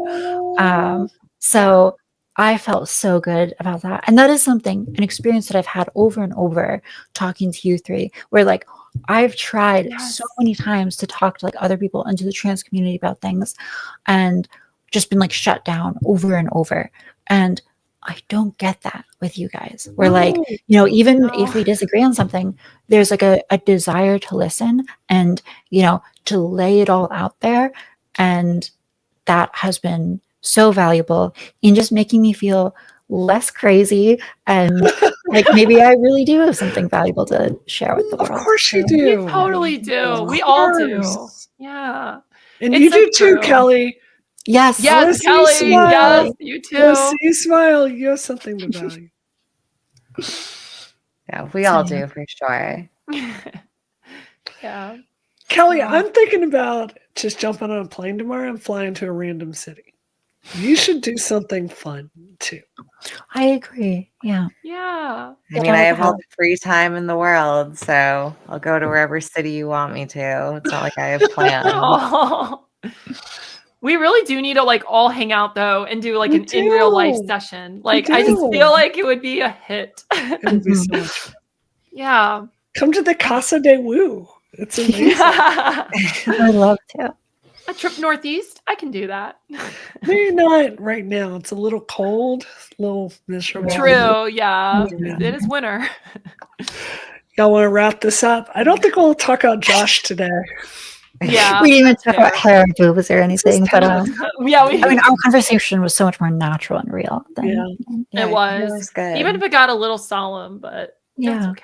Sometimes it's like that. I think trans girls are going to listen to this and they're going to just cry the whole time. So. Yeah, I guess so. Yeah, it is true though. I do love the energy of just being so vulnerable here. Like I feel that comfort because I don't feel like I'm being judged with what I share or that I have to follow an ideological script. Yeah. Which like that was predominantly my experience for like when I first transitioned and I was like, I'm entering this new identity and I was like so happy figuring myself out, but I found myself afraid to like say the wrong thing. And I don't feel that way with you all. No. And I want to ride that out and just like harness that energy and I don't know, be the best version of myself here with all of you all. And I'm just so excited. I mean, Sky, let's be honest. A lot of trans Twitter would completely shut you down for being Christian and having some conservative tendencies. That's just like it is. Unless you're the most fringe leftist, you don't have a seat at the table, which is the whole problem. Oh, yeah. And that's just the tip of the iceberg. Like, I mean, when you start going down into it and I start talking about autosexuality or any of those other things, it's like, yeah, I'm going to get so much hate. Like, I mean, I'm ready for it, though. I'd rather go to the direction Taft said and be honest and truthful and really help people figure out themselves, regardless of how that looks. And it's just like, I have my beliefs and I'm not afraid of anymore. Plus, I'm getting older. And like, I thought it was kind of like, no, not going to lie, Taft, when you were talking about like, I think you mentioned wrinkles. And I'm like, what wrinkles? Like, I can't see anything. You look so perfect. Come on. Yeah, no, So why are you using retinol? I've mastered the lighting care, I think so.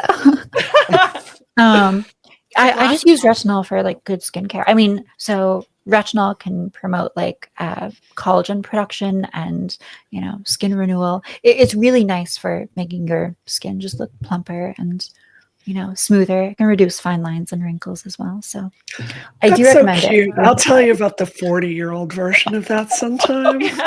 You've got the real stuff. Real hardcore stuff. Yeah. Oh, I respect that. I'll have to get tips from you. Hey, we're all heading in that direction. Yeah. It's okay. Yeah. You know what? My injectionist, she's 10 years older than me and she looks gorgeous. So I'm in good That's a good hands. sign. That's a good sign. Yeah.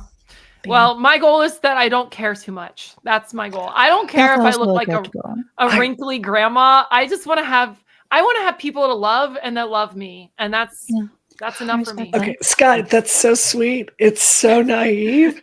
I know. I tuned out all this stuff for way too long in my career. And it's the reason there are all these terrible pictures of me because I was just like, look, I look fine enough to pass. And I would just put on foundation and I didn't stress this stuff. And I had so much less power back then. So if you want a media career, I disagree. You got to take this stuff seriously. Well, you got to remember, I'm not in it for money. I'm in it for the mission. Money I want to comes see the from rights doing preserved. good work. The money comes from doing good work. I mean, no You're one pays you saying we to need go do that FFS. stuff. Oh, what was that? I said, so you're saying we need FFS? No, shut up. She's Shut like, yeah, up. bigger Shut influence. up. This is your brain words. It should be you instead It's of fair for RFK. Bree because Yeah. Bree's in the media, so the looks are directly related to like the success of exposure to some extent. That's what you're getting at, It's right? not just that. My career is fundraising and the ability to network with powerful people helps if you don't look wrinkly. I mean, it's just true. So That's I fair. don't know. Yeah. Like, yeah. I mean, there's careers in the spotlight for a reason. And there's a reason when you look at the TV anchors and, the women are all like polished and everything. It's for a reason. It's exactly what you just described. Yeah. Yeah. Yeah. And unfortunately, it's kind of like sexism too. Like, men can get away with looking like old and gross, but like, unfortunately with women, like, there's just an expectation, which sucks, but like, This This makes them hotter. Like, I mean, I hate to say it, but I tell this to Zach all the time. It's like, I feel like you're just getting hotter as you get older and I'm just getting more ugly. And that's just how it is for women. Kelly. And this is why I think TERFs are so miserable. I genuinely think this because it is so hard being a woman the older you get because there's a lot of bullshit, right? I mean, especially if you can have children, like your body starts breaking down in some scary ways. So I don't know. I think like all that frustration over structural sexism just ends up bursting out and we end up being the targets. I used to think that. But I honestly think there's a lot of people coming to the TERF position from, I don't want to say like not out of like insecurities, more out of the statement of like they're worried about the infringement. I mean, that's the whole thing about the political issue of Donald Trump getting elected on trans like wokeism. Like it's bringing in people that would otherwise be moderate and not really care see like a man win in women's sports and then become like, I don't know, I want to say turf, but like they're going to move in that direction because they're going to see the legitimacy of biological sex over, you know, extending courtesy and grace towards people that actually pass or like put in effort for the transition. And so it's like, I used to think a lot more like that, Brie, until recently. And it's been like, that's why I'm like, we got to like get out there. Well, I delineate the normal people that have questions about this stuff that are fine with us living our lives and the gender critical nut jobs. The definition of Kelly, you know what I'm talking about? These ultras, like you posted this the other day. It was a brilliant thing you said. Where it's like trans women breathes like gender critical person. Do you understand that's a biological male breath? That's the kind of people I'm talking about. It's not that was hilarious to be too. Obsessed with us like this. And half the comments were like, well, they're right. And I'm like, of course, that's what you people would fucking say. They're such freaks. Oh, let them say it though. Like, I mean, my view is like, well, I don't need to say my view. Yeah. Whatever. Sky, actually, you have how many Twitter followers? How many Twitter followers do you have? Under 1,000. Okay, I think we have slightly different experiences. You're blessed. You're blessed. Yes, you're You don't want them. You don't know. You don't know. Yeah, I mean, the curse.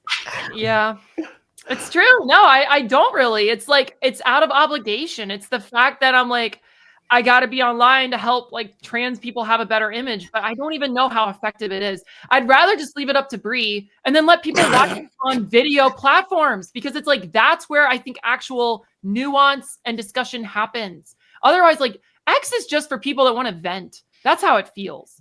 Like, I'll be honest, I want more X followers. I'm on that grind set. I'll retweet you. That's you fair. should have told me. Thank you. I'll help you. Yeah. We'll come with the Yeah.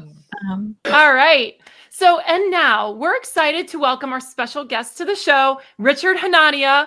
Richard is the author of several thought-provoking books, including Public Choice Theory and the Illusion of Grand Strategy and The Origins of Woke. He's also known for his work on elite human capital, or what we'll call EHC, which sounds fancy, but let's be real. Richard's probably just figuring out how to make us all feel bad for not reading enough. And of course, he's a prolific poster on X, stirring the pot daily with his takes on politics, culture, and everything in between. Richard, welcome to Dollcast. Thank you. I am honored to be with such beautiful and distinguished company. I'm glad to be here. Yes, we're so happy to have you. We're excited to have you here. So we got into the shit. We really got into the shit when I appeared on your show. It was crazy how angry people got at this. And then I put out a sarcastic tweet calling you my bestie. And now everyone, like I'm looking at my blue sky today, and it's just like Brianna is hanging out with her bestie, Richard. Like, it's insane. Yeah, I mean, I got less of it because I think conservatives are just like, they don't have this kind of culture. I mean, they have weird cultural stuff, but not like you shouldn't talk to this person. I just feel like because they've been excluded for so long, they're just happy anyone would talk to them. So there's not this idea, oh, you shouldn't talk to this person. So I don't think I got it as hard as you did. But yeah, there was, I mean, I don't know. I don't, do you pay attention to the mentions? Like I very rarely do. Yeah, I do. I do. How do you have time for anything else? I mean, it's just. So was admitting it, I don't run a lot of my social media. So don't tell anyone. We'll edit that out. Yeah. No, but I've seen some of the backlash too in regards to you, Hanania, where I follow the right-wing posters, the people who like talk about raw milk and whatnot. And they'll be like, oh, Hanania talking to a transsexual. What is this? This is disgusting. Yeah, exactly. I mean, people get like mad, but it's, I mean, speaking of elite human capital, I think one of the elements that you've honed in on again and again is like openness or ability to be like a high decoupler, and I think ability to like engage with ideas in the raw, regardless of like who they're coming from. Key element of elite human capital, I think. Yeah, that's completely right. And I've always had these sort of rightoid instincts. And I think that and that's why I'm like, but I also have sort of an intellectual life. And I think when you have these instincts, you don't have an intellectual life at all, like a lot of these raw milk and anti-vaxxers and such are. It's just, you're just sort of disgusted by everything and angry all the time. I mean, I have spent a lot of my Twitter time on Twitter trolling these people. It's becoming a thing where like you can never keep doing the same thing forever because like I talked to transsexuals. That would have been shocking, maybe a year and a half ago. At this point, I mean, no one's gonna care. I mean, we have to sort of At find. this point, you can be fucking transsexual. I know they would not be surprised. And then you'd be doing exactly what everyone else is doing, just behind closed doors. So perfect. Yeah, I will be. I'll be. I think I'm a trendsetter. I was into this racism and all this other stuff way before any of these other people were. Exactly. And I've turned away from it before them. So yeah, they're behind. I mean, their talking points, their instincts, their aesthetics. They're where I was 5 or 10 years ago. And some of them will probably never catch up because there is, I believe, a rightoid type. I believe there is a general factor that makes you sort of close-minded and racist and conspiratorial and homophobic and religious. And like you could separate these things. There's people really who genetic. are racist and not religious and the opposite. But most people, I mean, for most people, they're like, if they're one of those things, you can predict they're going to be those other things.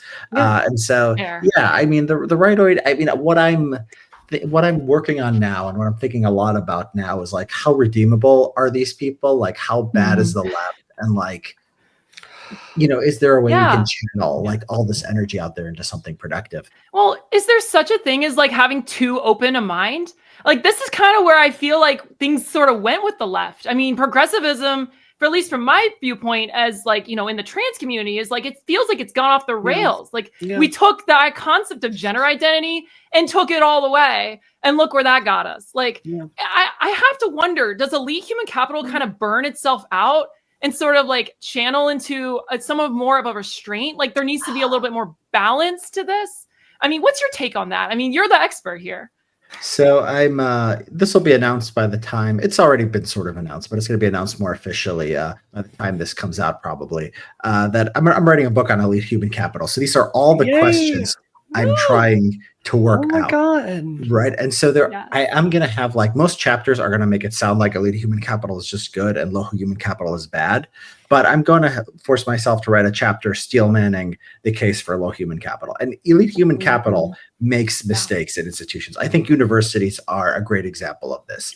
So one of the things that's good, elite human capital in a way is like always sort of doing things that are contrary to human nature. So human nature is just very primitive. Human nature is very tribal. It like gathers around people who are powerful and strong men and leaders. I mean, this is like the Trump cult, and people just start worshiping and following the leader. And elite human capital often is liberal because it goes against that. At the same time, like you can OD on that, like you can OD on anything else. You could just have a position where like you could have the universities where like the students come in and yell at the professors, and then they demand that they take time off, or they demand that they not be graded. These people who are like sort of below, like you need a kind of sort of hierarchy. You need a way for institutions just to function, and you become rule obsessed. And you become like, if one person is scared of COVID, you all have to mask forever. If one person's feelings are hurt, you have to shut down speech. And it's like, the question is like at the macro level, like when we're looking at politics and looking at these people called conservatives and people called liberals, and there's like within them, there is like an elite human capital tendency and there is low human capital tendency. These are coalitions of people across the political spectrum. I guess I should define. Yeah. So, I mean, gosh, I I have how can you tell if you're elite human capital? Is it like if you have to ask, are you?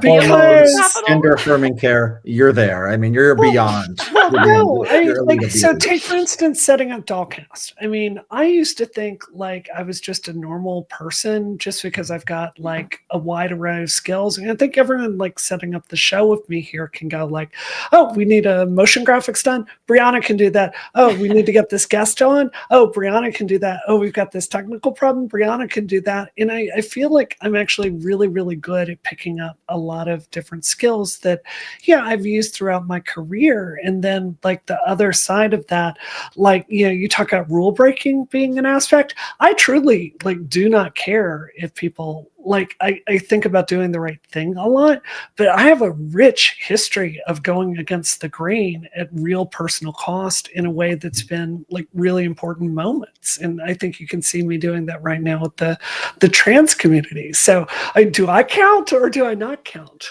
So the way I characterize it, when I talk about the pathologies of universities, it's an issue of like a tendency among elite human capital, but not every elite human capital turns into like a nerd and a rule follower. Yeah, so fair.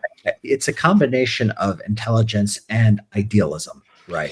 Being interested in politics, being interested in sort of truth. If you just look at these, you look at a lot of the right-wing influencers, and they're like into ideas, but not really. Like you can't discourse with them. It's not like you can make a point. It's like, Trump is tough, and this person is tough, and this person is not tough, and this person is gay, and this person is Jewish, right? It's like there's entire intellectual structures built on just like these silly instincts, but they're not really engaging with ideas in any way.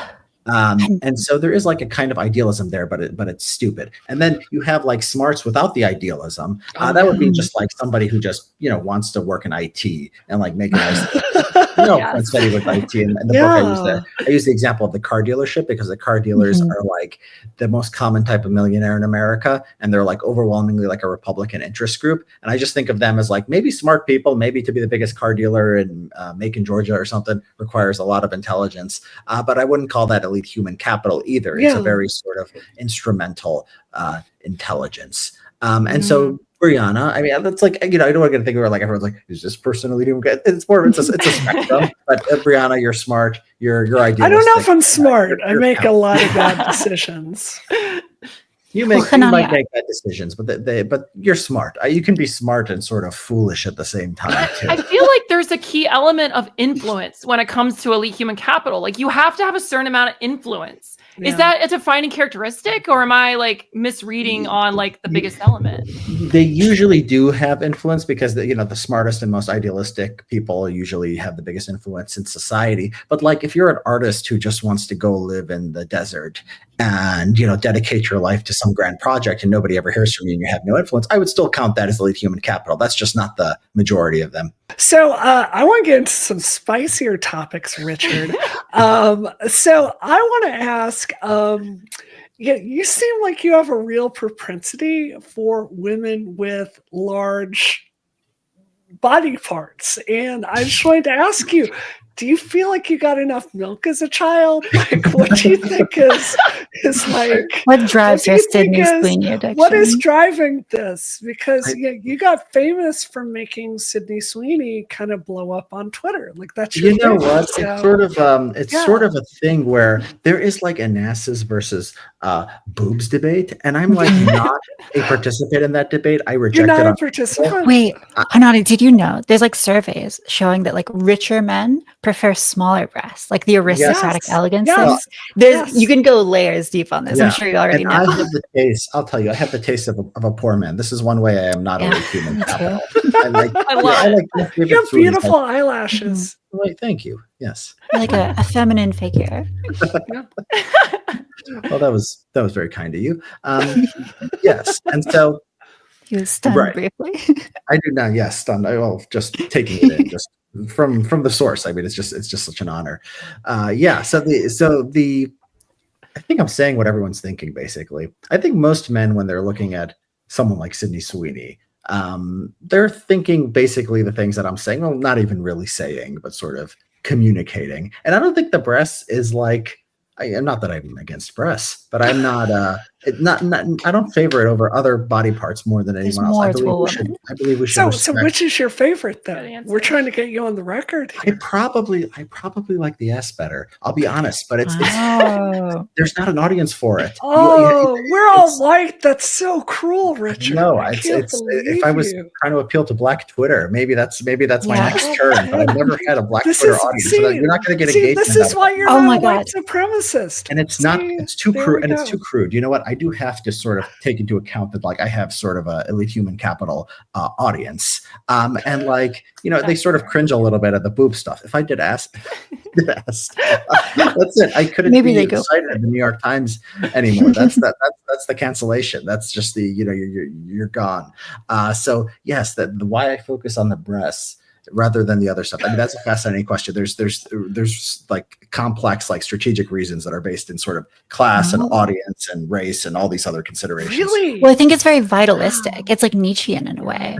Like you're embracing this like natural, These nerds with the small. Like, no, there's no evolutionary reason for that. You're just trying to be sophisticated. You're just trying to pretend like Popeye's chicken doesn't taste good. And They're you're just custom. lying. It tastes good. I'm sorry. So do you spend your time on TikTok? Like you said, you got really famous a while back for posting a bunch of really, really cool sorority videos, like Sorority Rush. It's these amazing dance routines. And I'm looking at this, I'm looking like those girls, their energy is just on point. The vibes are immaculate.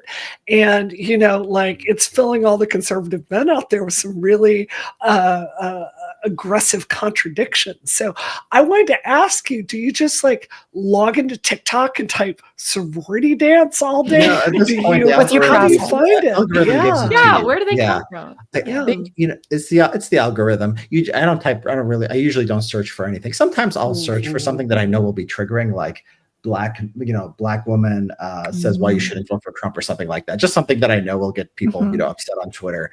But now the algorithm sort of knows what I like. It's a very efficient means of search because maybe I will spend every 2 days, I'll spend literally 15 minutes on it and just grab some stuff off there. I mean, it's people, people respond to it. I mean, some of it's just like there are like different kind of genres of this stuff, right? There's just sort of girls dancing. I mean, there was some girl I thought was cute. I just watched her dance, and then it takes you down the rabbit hole. I guess it's very sophisticated. It knows what your eyes are looking at for the longest period. China's of time. very good at this, yeah. And so you'll get. If you were more elite human capital, you'd be able to resist, man. I'm telling you, you'd be able to. That's not my definition of elite human capital. You don't have. Yeah, but how would you get Elon bucks then? He's got to post. That's true. Brianna. That's right. That's true. So we had a team meeting, and I'm going to embarrass Sky right now, but we were trying to get examples of your thirst traps, and Sky is just complaining. She's like, "Why do I have to keep scrolling back so far to find a Richard Hanania? Yeah, come on. Yeah, no. I have not been doing a lot of thirst traps lately. I got sort of the election is a sort of depressing time, and I've actually not been on Twitter as much because like people are at their stupidest. It's like the stupid people like who often wouldn't pay attention to politics. They wouldn't pay attention to a midterm or like an off year or something. They are so into it, and they all have opinions, and they're talking so much, and they're just so dumb. And this is like the most depressing time to pay attention to politics. It was fun because of the lead up to the election, but then like after we had the result, it's just like the stupid people they're like at the after party, and they're like really drunk. They're just like more unbearable than they were before. We've had the election. There was the reason for being there. So I haven't been on Twitter a lot. I mean, I'm trying to, I'm trying to build my audience, but I also want a smart audience. And so I spend a lot of time on the essays, but they're both, they feed into each other because like even the thirst traps, there was a girl who messaged me, who's very smart. And she's like, I don't like all the stuff you post about girls, but like, that's the way I found you. Right. And I'm like, okay, well, just even if you get like, 900,000 people look at you and they're all, brain damaged, if you get 5 or 10% who are smart, you're still turning over and you're getting a high quality audience. The people who are not high quality often don't end up following me they become confused and scratch themselves. But I think it's interesting. Like, look, I enjoy watching like girls dancing. That's cool. But like, it's not, I have a different reaction to it. I find it really interesting to look at because I'm not in the spaces with conservative men where I hear these conversations about how they feel about this stuff. I just in a billion years would never think a thought like, how dare my daughter go dance in a TikTok video?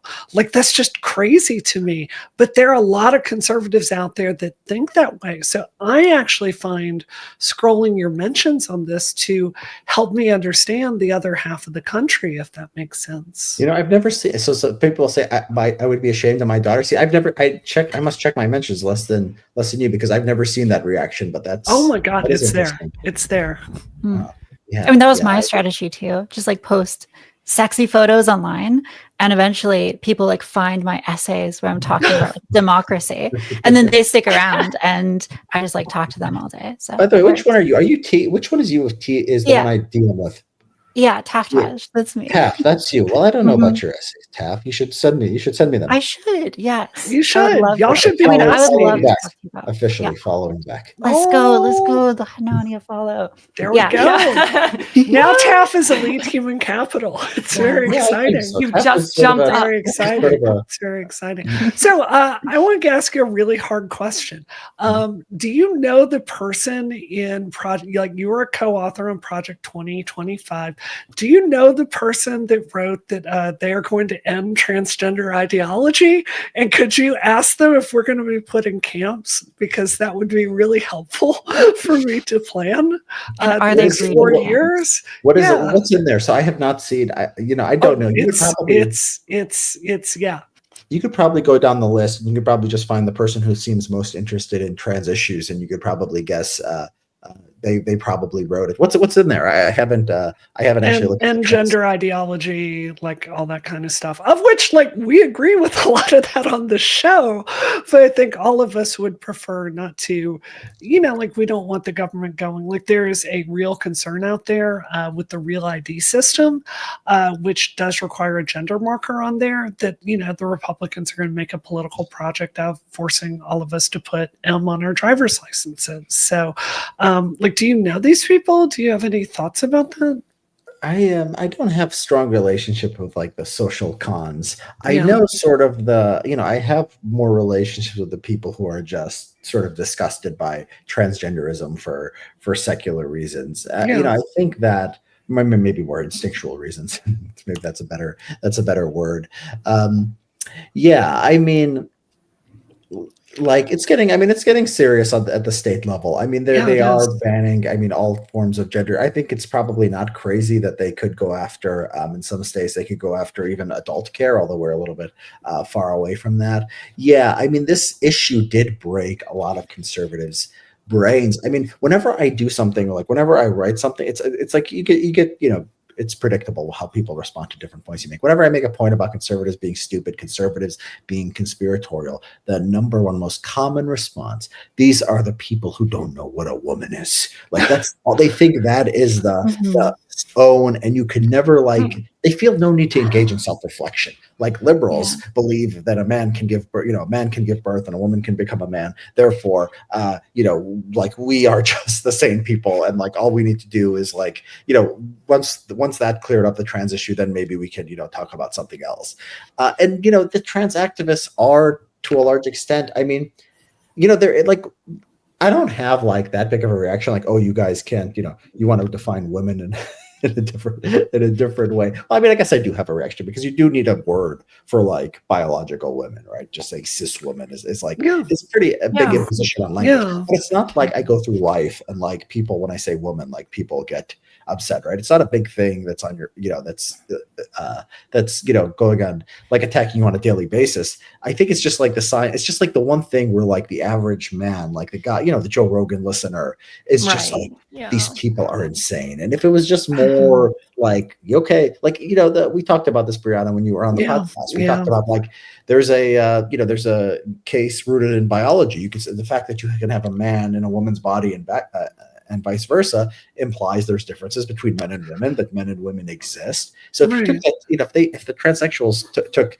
the transsexual movement or whatever, took that sort of more sane approach, I think people would understand it. I don't think people would care all that much. Oh, Richard, we're trying so hard. I mean, I did Pierce Morgan. It came out yesterday to try to push it around on this. I've got Washington Post piece coming out on this. Trigonometry. I have taken on so much hate from my own side, trying to steer it back to sanity. So I agree with you, but it's also true.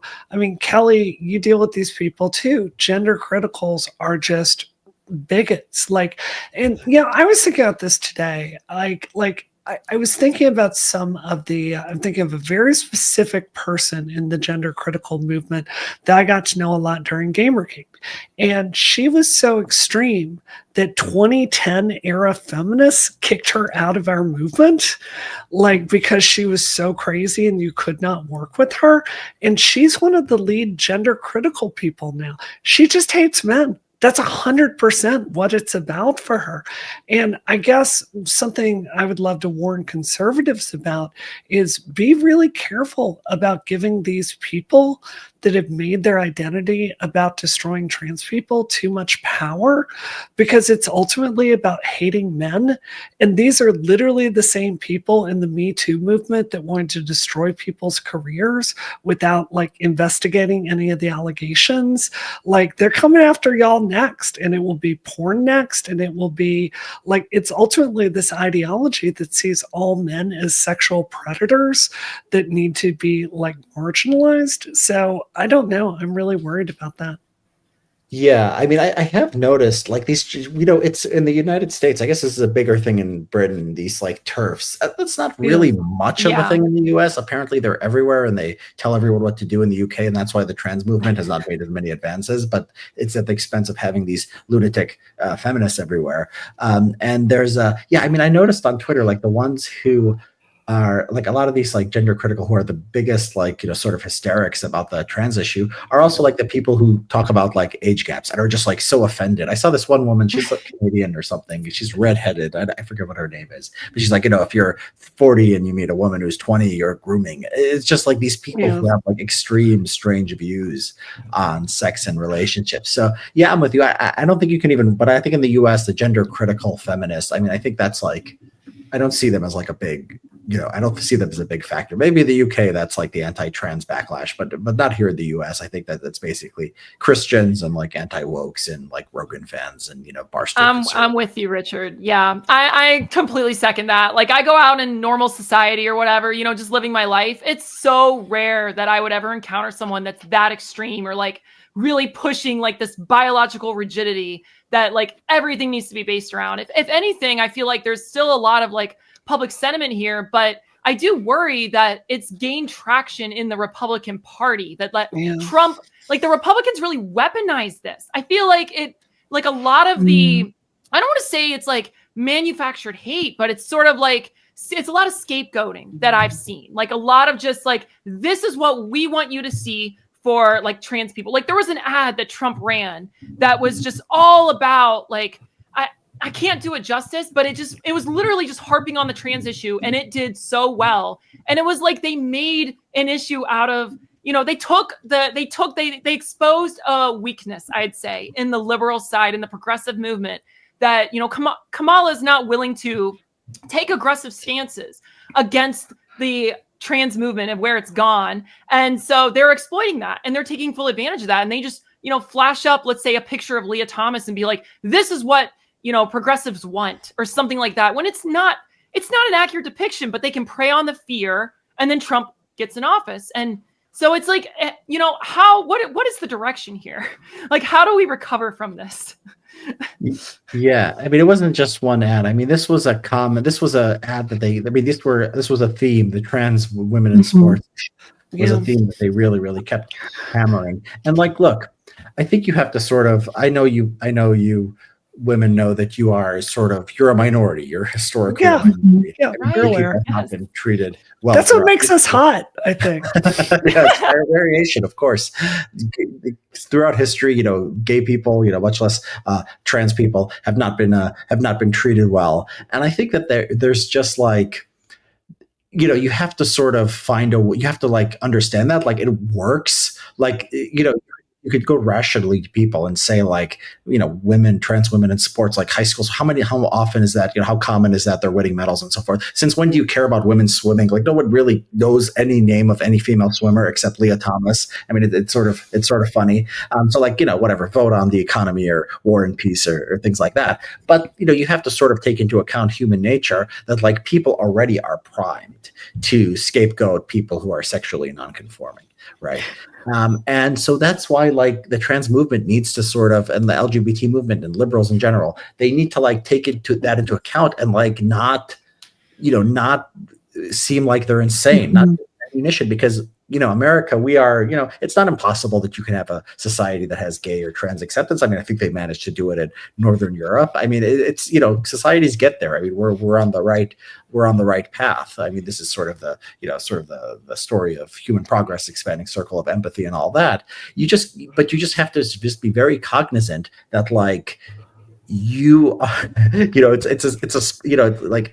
a spark can really stuff go up. Like I thought that, the gay, I thought, and a lot of people thought like gay marriage and all that other stuff was like settled, but the anti-gay stuff you see on Twitter, that you see, in the last, like, since they had free speech, it was always latent. It's always there. And like when I was a kid, even when I was like in college, people would be like, oh, some people say that it was becoming uncool to call someone gay, if they were, if they were lame or something, just gay to say lame. So when I was a kid, when I was like, 15 or something, like that was normal. When I got like 20 in college, this is the early 2000s. People were like, oh, you shouldn't use gay to just means, somebody's stupid or lame. So I thought, okay, this is going to go in like 10 years. Nobody's going to use gay to say stupid or lame. Yeah. And like, it's just everywhere now. Now you go to Twitter. The R word has come back, Richard. It's insane. Yeah. Yes. Well, and so we've cycled back to that. And it's just like, it's so hard to sort of get there. And like, people who care about gay rights, who care about trans rights, really need to like understand that like you don't have the luxury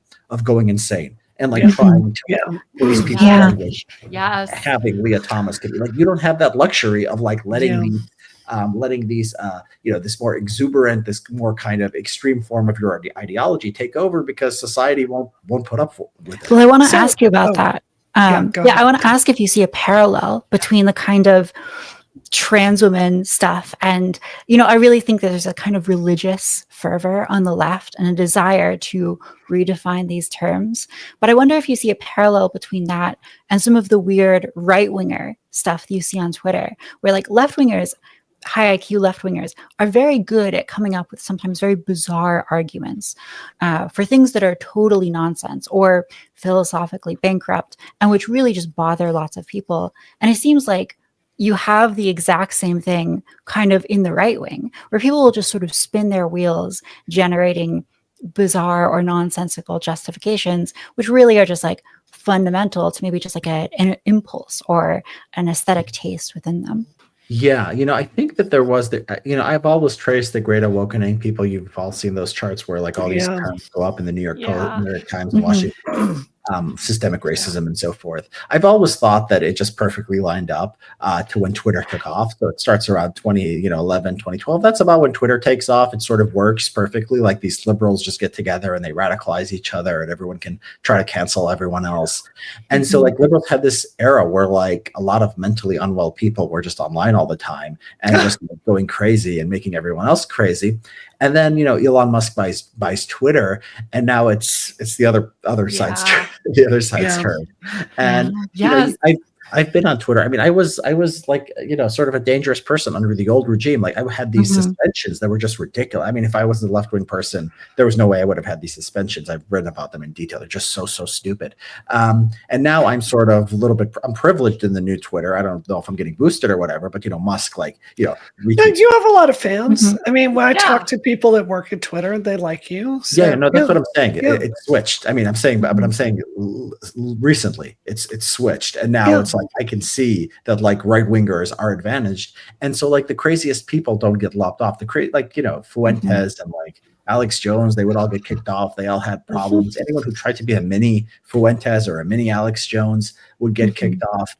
Now, it's like they're all there. The left-wing people, the crazy people, they're just demoralized. Some of them, they can get banned. They can worry about, they have that worry too. Yeah. And I mean, these kind of Twitter is an unhealthy, it's good for, Twitter's been good to me, but it's an unhealthy ecosystem. And any side that's like not being censored is gonna like go crazy. Sure. There's this kind of like mob psychosis, which people will engage in, where just people, they resonate with these like emotional ideas. They really connect with them, and it's sort of, they work each other up. But then you move away from what is like true and real and into this world of like custom or religion. And I think that is like so dangerous when you get away from reality. Yeah. So Richard, I had a really specific question I wanted to ask you. So look, here on Dollcast, we've certainly blasted the left. Like Jesus knows, I've done it plenty. I've got plenty of like issues with the woke stuff. But like, let's have a real discussion about the Republican Party and the state of the Republican Party. It was an insanely high number of people that do not believe the 2020 election was real.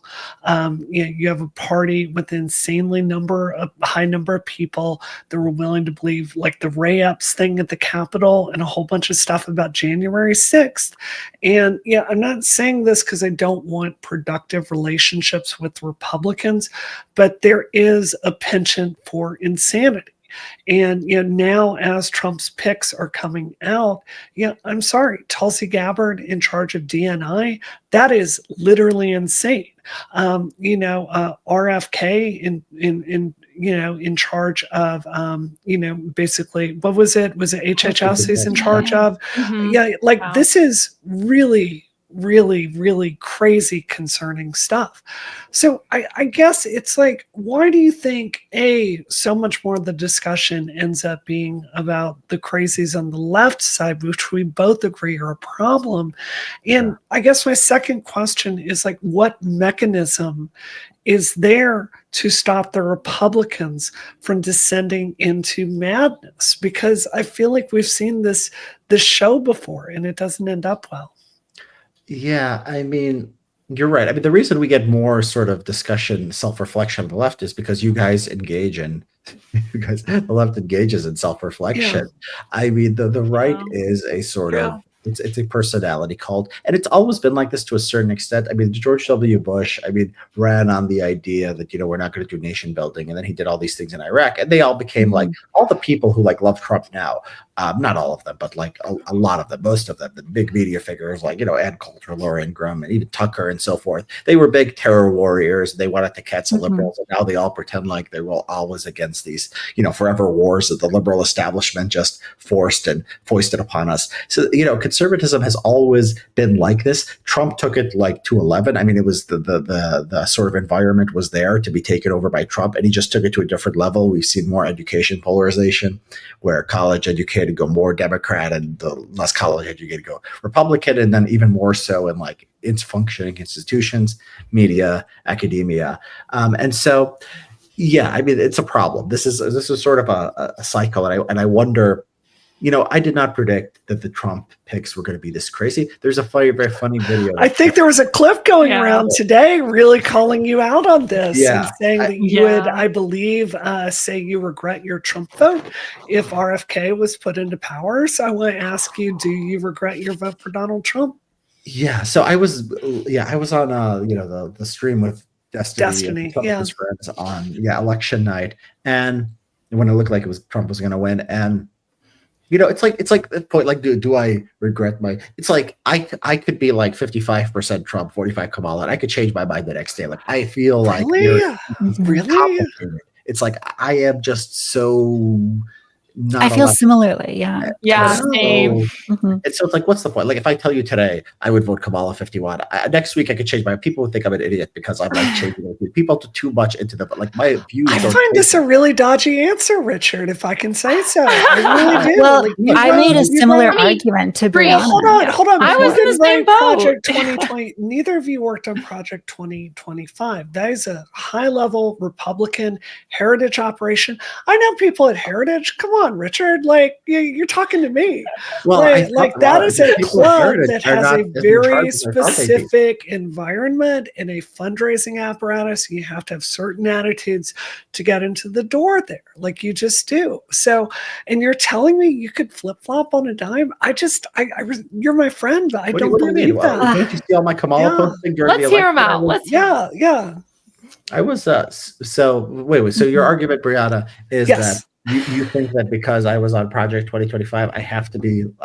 You're predicting. I that think always should be it's loyal hard the for me to Republican. understand personally. Now, it's been a long time since I've done anything with Heritage or have worked with them, but like I think they have a certain person that they let into the door that has a certain set of attitudes, and it's just hard for me to believe you would not be Team Trump. You look so polite. The gatekeepers are the gate is much more wide open than you probably imagine. It I could think have changed. It's been a long time. So yeah, And it's good that you were in there.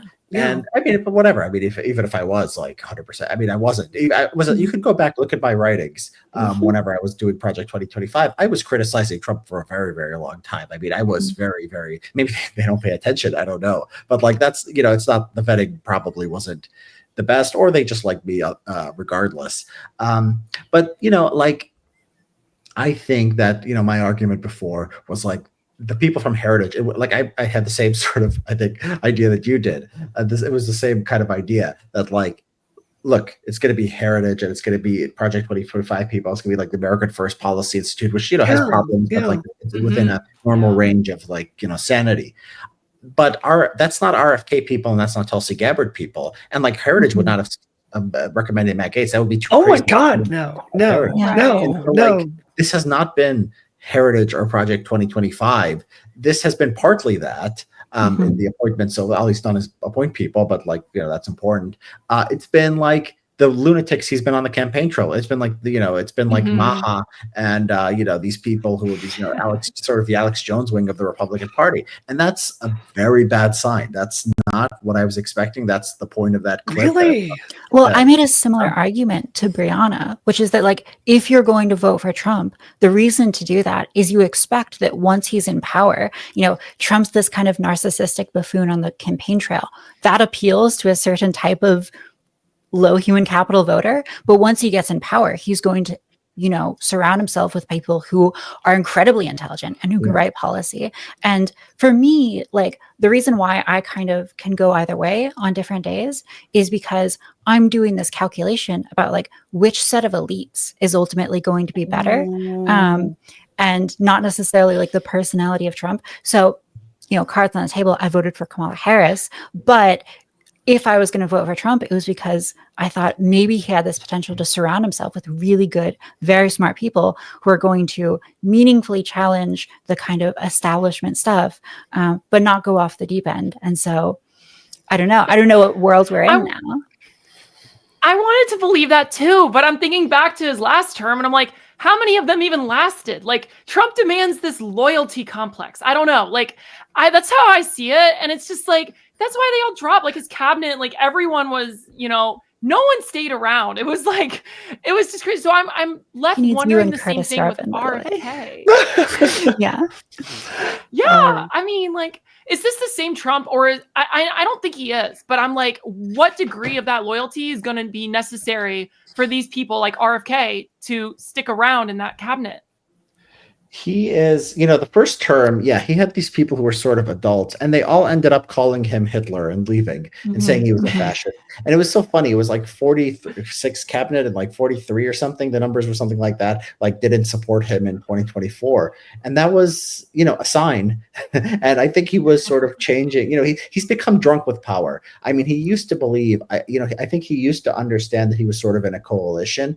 And over time, it's like somebody's a dictator, for 30 years, they go insane. insane. He's become like a dictator in the Republican Party. He's become like sort of like a mad king. He goes, I can appoint my daughter-in-law, Laura Trump. I can make her, the RNC chair. He doesn't show up to the 2024 primaries. He doesn't show up to the debates. He just wins every primary.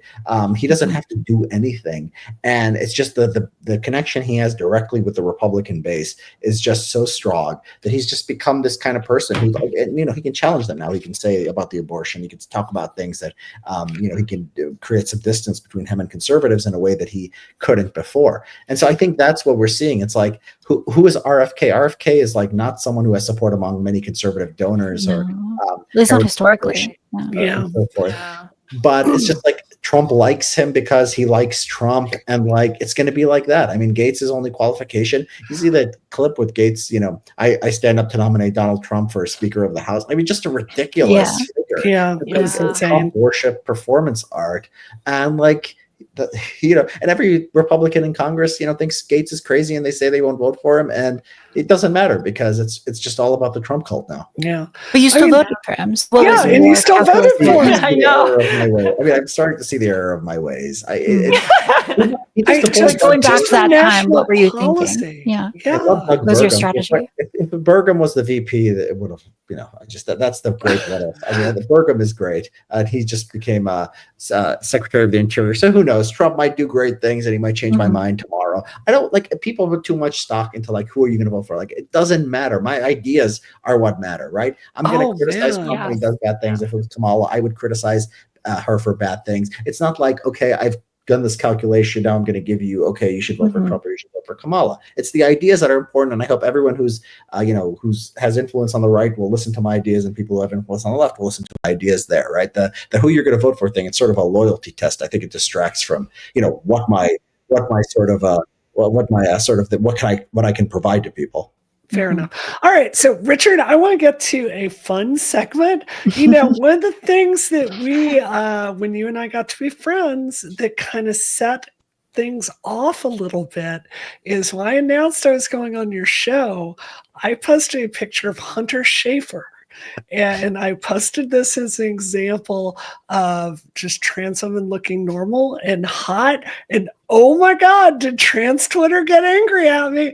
I can't remember what you said, but you were like, now that's a woman or something. I remember that. Effect. So I have noticed, so we're about to get woke here on the Dollcast. I have noticed a stunning lack of representation in your thirst traps of the sisters. You don't have any sisters in your thirst traps. So we have brought you some options today, and we have written some tweets in the style of in your style, and we would like to propose this to you. So we're going to put this up on screen now. Yes. Look on your Twitter, because I can't get it here on screen live as we're doing. So look in your DMs, okay? So what is your analysis of this aesthetically? Is this good, Richard? Break it down. Break it down to us. What happens if you're considering making a thirst trap tweet about this? So usually, I like to have more to work with in terms of I like videos or like TikToks or something, or unless it's like Sydney Sweetie, if someone's famous, you can have a little bit more room. So it's hard to just take a photo of somebody. Look, she looks Asian. She looks like she's really? She looks like Southeast Asian, maybe. She looks like a lady boy. This looks like a case for more immigration visas. Exactly. I'd probably go with only for the hot ones. Like that. What do I have to work with? I have race. I have the big boobs. Is that a cross? Is that a cross? That's not a cross. That might be interesting to work with. But yeah, she's very pretty. Are you going to tell me she's I didn't get the picture. Was this you, Taff? What's that? Was this one of yours, Taff? Oh no, not me. I'm pretty sure it was probably Skylar who sent this. She's very pretty. Passing, obviously. Yes, obviously. Okay, so here's the copy we wrote for you. So bad. Conservatives need to embrace their inner desires. Sometimes the best way to fight the woke is with raw, unapologetic attraction. Wow. I'm sorry. That's funny. That's my best. That's me trying to emulate you. So I guess I did not do. She well. said she could write your essays earlier, by the way. No, yeah. I mean, it's not. It's too sexual. You want sexual, but you don't want to just say this is sexual. So you don't want to say. What if you say something like raw? Like I would not go that explicit. Like, imagine her as your milkmaid. You say something like that. Okay. Like Nanny, you can think of a situation where like she would be sexually attractive and she would be around and she would be available, and you would fill in the blanks. You would fill in the picture in your own head, right? No, I get it. So Okay, you can tie that into immigration or economics or something else, right? But just to go beat the wokes with raw sexual attraction, go have sex with these trannies, like it's too vitalistic. That makes sense to me. Okay, I feel like because of the immigration angle, this is a good option. So I'm going to give you another one right now. We'll edit the pauses out. All right, I think she's the prettiest, in my opinion. I'm eager to see. Not my type, honestly. Not your type. He looks blonde. I don't mind fake, she is but there's a. Well, do we know her? I mean, I don't want to hurt anyone's feelings. No. I don't know her. Okay. Yeah, the lips are too much. I don't mind fake some things, but the lips are just I don't know. Like lips have to look natural to me. It's just my own aesthetic preference. So it's the lip thing. But she's a pretty. She's so cute. Oh my god. She's cute in like a little sister kind of way, little brother sister. Yeah. All right, let's get a little more exotic. Mm-hmm. You wanted to give me representation, sister. So we're gonna get a sister here. Oh, these are all trans women, dude. Oh no, I thought you were. I thought they're all sisters. like, yeah, I thought you meant urban. Sisters is what we call other trans girls. Oh, okay. So, We adopt a lot of Black culture. Yeah. yes, we do. Yeah. Steal. Yeah. All right. This is like she's getting dropped off like to college on her first day. She's got the girls out. I don't think she's getting dropped off to college. She's getting dropped off to college but yeah, it was zipped up before her dad dropped her off. And now it's coming down. Now she's out on the town. Yeah, I don't know. Tweet videos are for the tweets. So you gotta get some trans girls to make some videos for you. Okay. I did send a video. Videos, but yeah, wait, Taff, you should send the video. Do something. This is no, I sent it to you. It's in your. This is one where you could say like, imagine caring like if she has a penis. Like you could do it like that. It wouldn't be that explicit. It would be like, imagine caring about something as silly as chromosomes in a situation. Like she's sitting next to you. You could do that. Okay. I dare you to do that. Okay. All right. You want me to do it now? You want to just? Yeah, I do. Yes, I do. Well, look at our fourth option, and then you can make up your mind. Okay. So here's one more.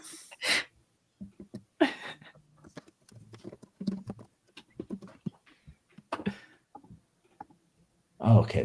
This has Game of Thrones. Okay, this reminds me of I'm watching first season of Game of Thrones again. And this has a Daenerys look. This has a conquering feel. This is the best combination of male and female, right? Because you have the muscle, the power, feminine, it's all that. What there looks male to you?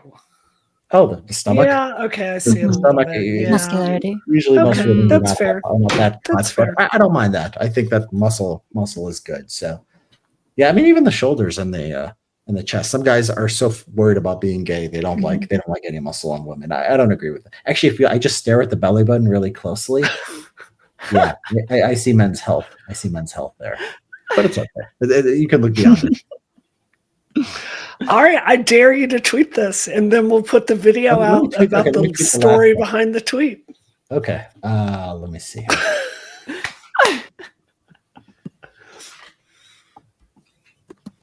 Chromosomes. It's such a privilege to see how the magic happens. I know. I'm getting an inside scoop. This is amazing. Okay, no, I'll do it in a question because I don't want to be that aggressive with this one. How How important are chromosomes really?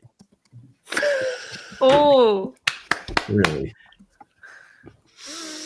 Once you've found what you're looking for. yes. Double entendre. I like that. Well, this actually a fact check. This is a trans woman. We are certain. Yeah. We are certain. Oh, really? Once you found what you're looking See, for. you don't even believe it. Well, I'm a very important. Fact checking is very important to me. I try to differentiate myself from the low human capital shared fake news. If I got that wrong, I would be very upset. Okay, it's there. Source: trans women said so. I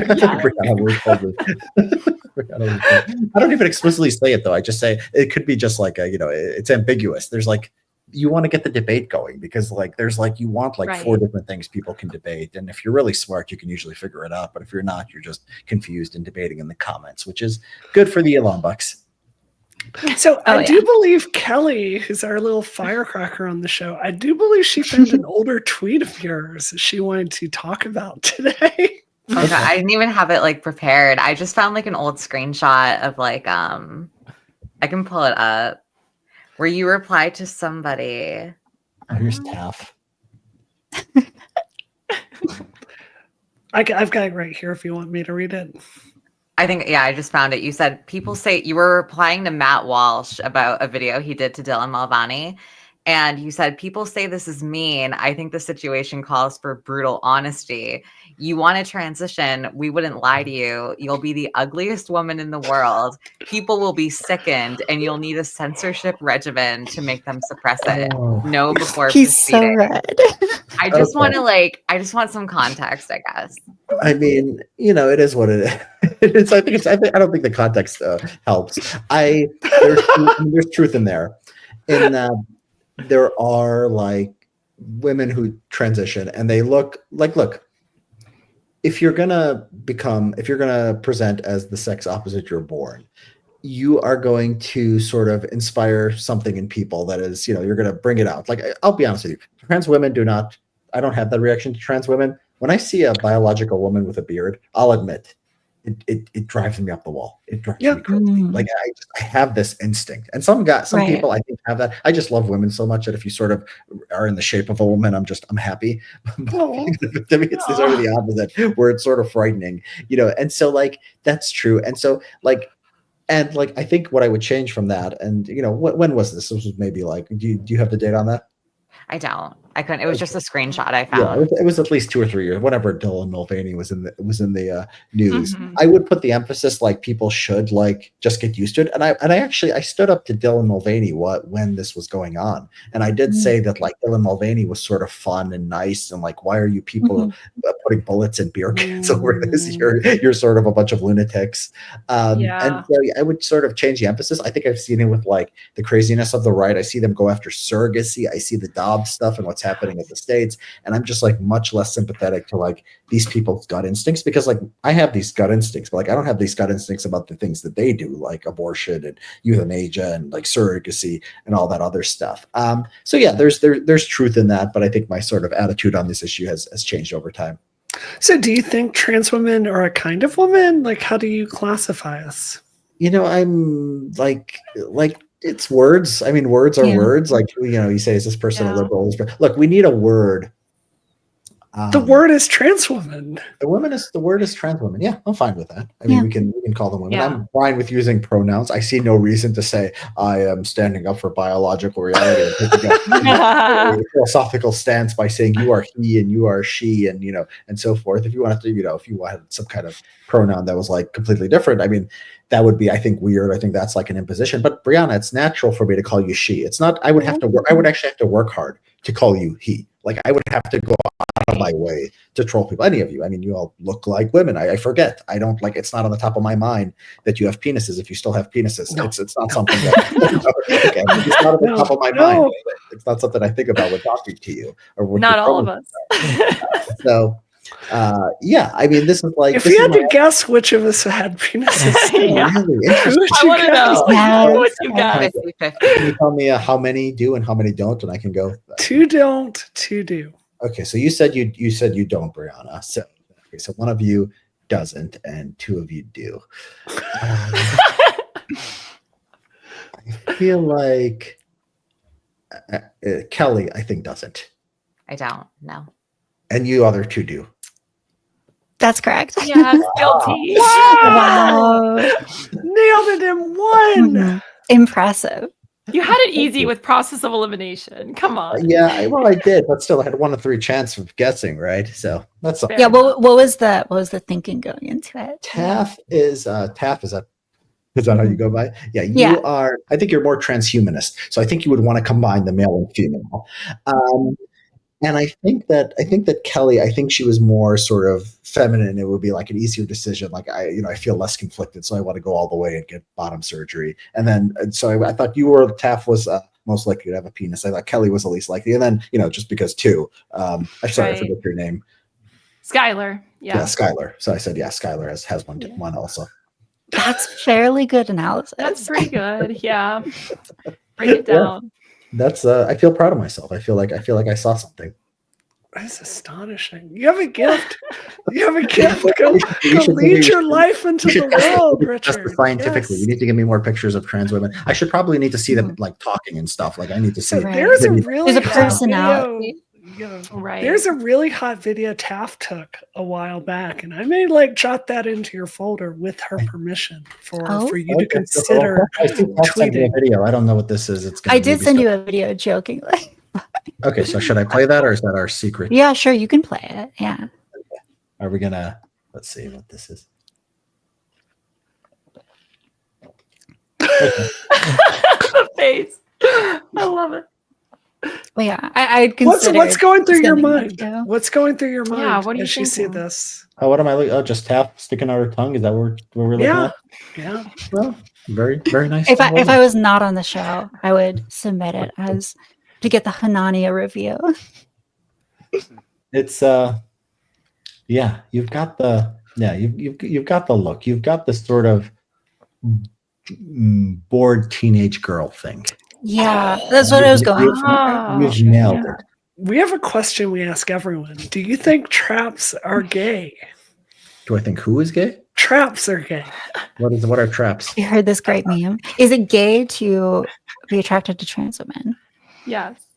It's I don't think so. No. I mean, if that was your thing, just to be interested in trans women, I think so, because that's pretty specific.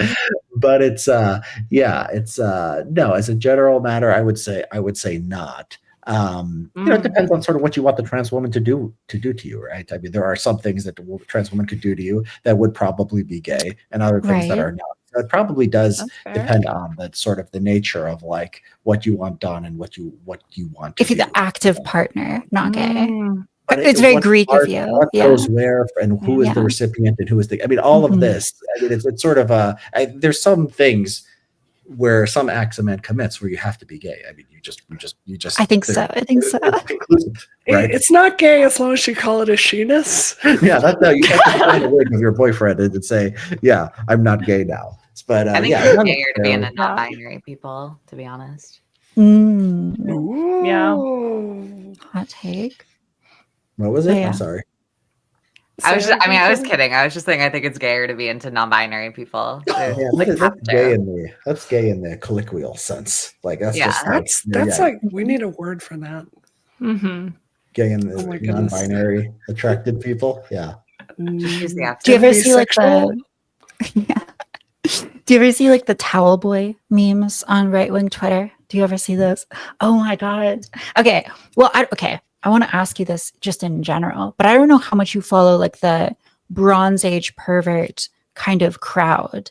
Because I was going to recommend you read Selective Breeding: The Birth of Philosophy, but I've read it. they're obsessed with the towel boy thing and being nude bodybuilders who have sex with maybe feminine young men or maybe women. It's mysterious. Yeah, I don't know. Like, I've seen these pictures of these BAP meetups, and they're always these like short, stout Indian guys. I mean, there is like a kind of fantasy these people are, Sure. where they're all burning warriors, and they're like not Mhm. actually in real life. So I don't, for that world, like I don't know, like whether to take anything seriously. It just all seems like a lark from top to bottom.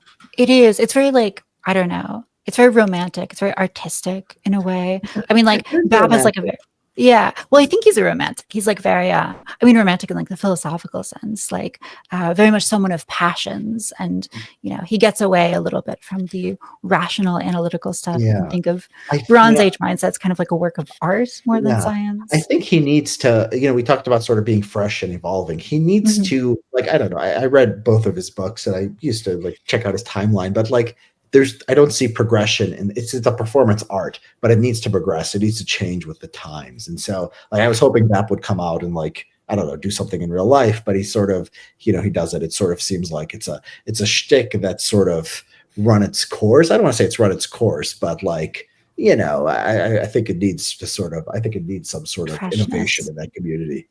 Yeah. What would you do if you were him? How would you handle it? How do you inject freshness into it? I can only be. I would.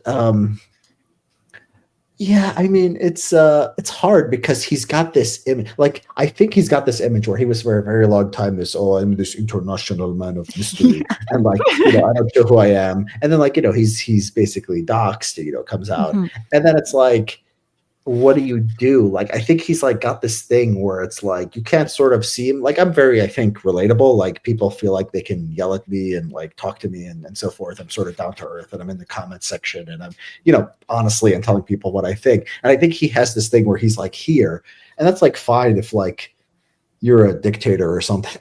You could do interesting things with that. But he's like a character, right? And so like. What he does from there, I don't know. Because it's risky. He can't just come and like, I don't know, like make a dork of himself once in a while. Because it breaks the character. It breaks the character, but the character he's sort of strangled by it. And that's what's different. Maybe he should become a leftist. Maybe he should do what I do and become like, the ones who accept transsexuals are the left. The effeminate men. I want to have relationships with them, and the left will let me do that. That would be funny. That would be hilarious. I love that. But he's not going to do that. He's actually a conventional sort of right winger who just thinks immigration is the biggest issue, and like all politics should be judged through that lens. He even says in Bronze Age Mindset, like at the end, he's like, oh, support, Ann Coulter and Pat Buchanan and Viktor Orban. He mentions Orban. I don't know if he mentions Ann Coulter and Buchanan, but basically says like support anyone who wants to stop immigration. And so it is a kind of like at its root, it is a kind of white nationalist, nativist worldview. And so if you're that, then you can't go left because your sort of focus is very narrow. So I don't know. Like, it depends on, I don't think he's just a performance artist, right? I think he believes things. So like I can't say like what he should do without saying like what would be consistent with his. So Richard, I ask you, why do people think you're a white supremacist and a Nazi? What's going on with that? I used to write things that sounded like that. Like what? Like what? What'd you say? Like bad things. Like what? Give me an example. I wrote that like maybe we should like I basically wrote for a race-based immigration restriction as policies. I did write some things that the quote that people always use is about like maybe we should sterilize all these people. I didn't say that. It was more of a hypothetical, theoretical kind of thing. But it was open to interpretation. And I was like friendly to like a kind of white nationalism as a check on wokeness. So that's what I believed 12 years ago. Right. It's been a long time. Have you ever had an interracial relationship? Yeah, many. Yeah. I think it's hot. I'm really not that into white guys, to be honest with you. Like I think Asians, that would be that's a unique preference. But I mean that's great. It's great people have different preferences. I do. I would never. I'm like white guy obsessed. Really? Really? Yeah, I didn't know that. Really? Is that racist? I feel like people would say that's racist but me. I think it's kind of common actually. No. Yeah. No, Kamala lost. I think we're open to new ideas. Yeah, you can say anything now. Wait, what is interesting about white guys to you? I don't know. I really don't know. I just like white guys. I would never date like a black man or an Asian man or an Indian. I would always go for a white guy. Where does whiteness end? Does he have to be Nordic? Could he be Greek? Or No, American. Only American. Yes, wait, so not European? You wouldn't date some hot Israeli? No, I like people that are from like America. I don't know. That's an interesting preference. Yeah, that is interesting. What about an Armenian American? I guess I'd have to like see a video of like this person and their accent to know exactly what, because I don't really know what you guys mean by that. Like, Okay. I'm having They're a from hard the time picturing, like, what an Has a beard Armenian. and a gold chain. No, oh my god. I mean, I barely like beards at all. I usually like. It's a I hate it's a men that wear spectrum. jewelry too. I can't like that. Okay, I feel like I've got to make the case for Asian men. Okay, number one, very little body hair. I really appreciate that. Smart, above average earners. They are adventurous typically. They are, and they're put together.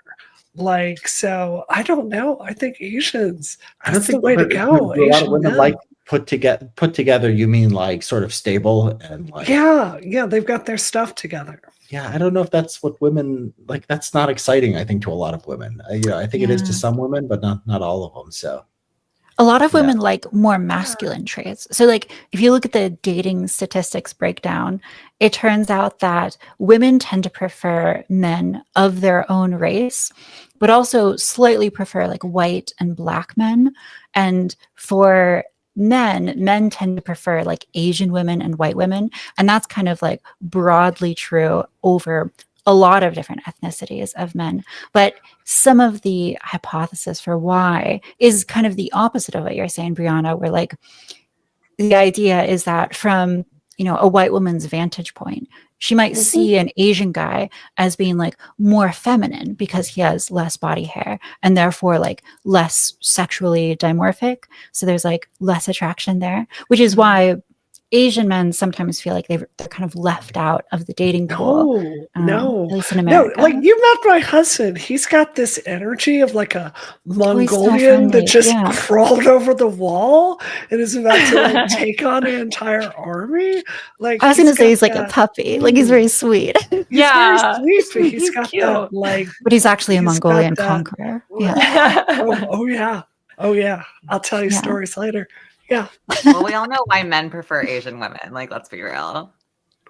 Why do they prefer Asian women? Yeah, why? Yeah, why do Yeah. Oh my god, because they're smaller, because they look more like innocent. Like, I mean, not to say all men. I don't think like all men are predators. I know that's like a topic that got slightly brought up, but I mean, there's a reason like teen is like the top category on adult websites, and then it's like Asian women that look young as fuck. Like, let's be honest.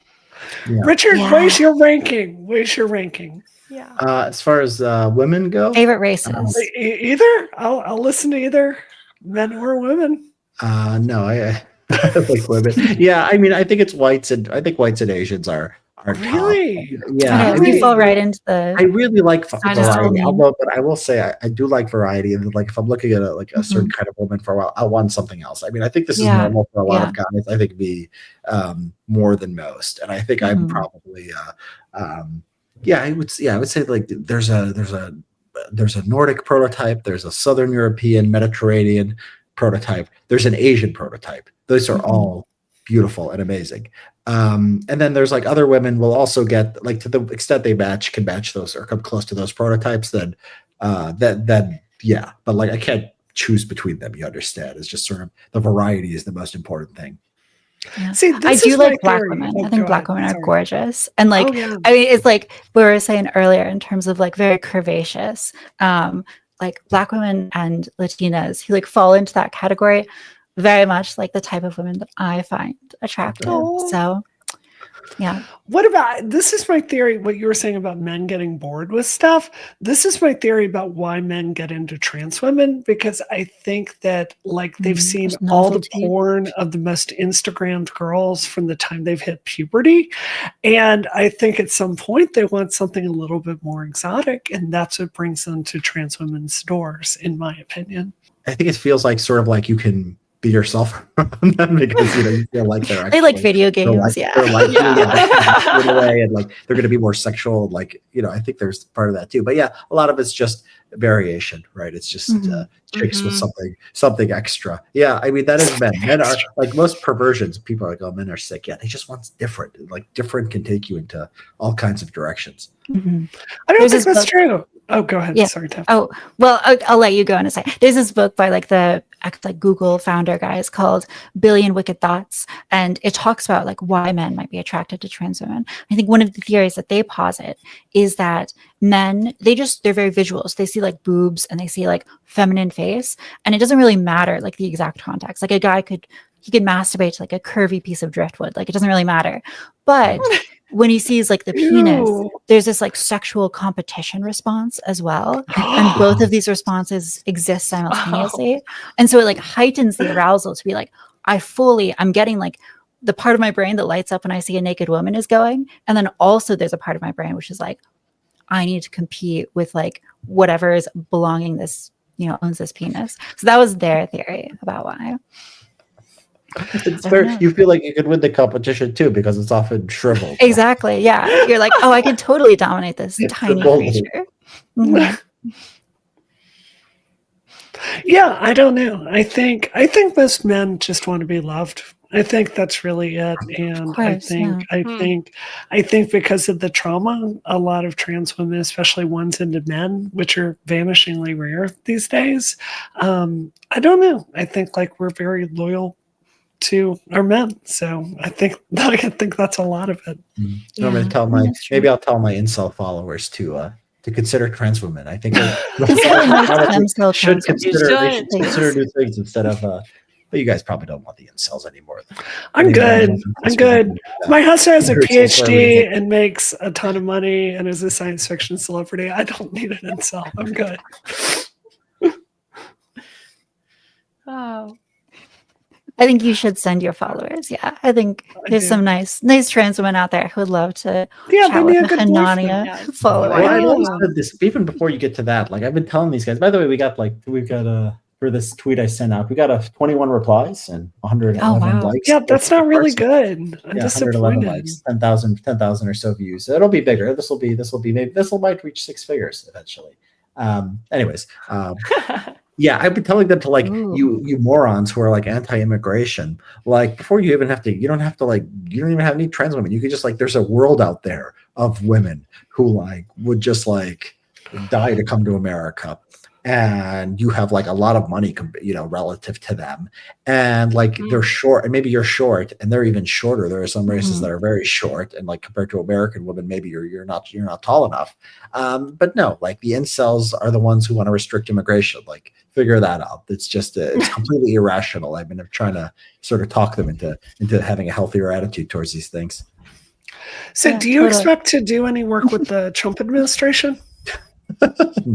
not publicly. I mean, that's not publicly. It's a sort of a back channel thing. But from behind, you'll be puppeteering. Yeah. I mean, whatever. I mean, I can say it. It's not gonna like matter. Like, if some journalist is gonna, it doesn't like nothing matters anymore. Like Gates, like these crazy people. Like, I feel like nothing can do anything. Like, and so yeah. I mean, the civil rights stuff. That's the stuff they'll listen to me on. I'm sort of not in good standing with. They have, the economic views I have are going to be represented, and the Israel stuff. Yes, I will be. I will be a voice on that. Will you back channel? I would love to go to the White House and make the case for Trump on this executive order he's talking about signing. I would be honored to go there. He's talking about signing an executive order saying that your birth gender should be the only gender reflected in legislation, and federal documents should require that. I would love. I'm working to back channel this, so any help you can give me. And I don't know. That case in person. I thought you were going to say there's something on Israel that you want to talk about, and then I would talk about Israel. I would love to talk Israel. Really bothers me that Elon is trying to undermine our foreign policy by trying to talk to Iran's embassy. That's really out of bounds. Oh. Yeah, I did see that. I do have a little bit more. I'm like sort of more open to talking. But yeah, I mean, I think we should probably. The Iranian regime. Yeah, you're right. I mean, it is kind of but anyways, if you want to do something on Israel with I think they would love to have this left-wing trans woman come to the White House and be like, yeah, stand I'll do that. I'll talk to him. I think that would be better. And then I mean, you can maybe if you're talking to Trump one-on-one, maybe you can charm him and he won't. We'll see what happens. Sign any anti-trans. Yes. Use your feminine wiles on him. Yeah, you're up against Jenner. You haven't made. You're good. Fine. Yeah, I wonder if Trump would. Yeah, I wonder what Trump would do if he was like approached by a very attractive trans woman. Like I wonder, it can go in either Right. direction. I think when he People was younger- forget this. Right. He The Stormy had the Daniels Miss Universe concert, and back I think this was 2002, because I was transitioning at the time. There was a big scandal where someone was in the Miss Universe contest, and she was trans, and he held this press conference to announce if he was going to let trans women participate in his contest. And he came out in favor of it because she was insanely hot. So I think Trump thinks with a very singular dimension, if you get my meaning. Well, He's a red-blooded American man. Yes. Like he has yes. Well, I Yes. think Trans Trump is women just in an the past? attention hog. So that was a good way to get attention back in early Yeah. 2000s.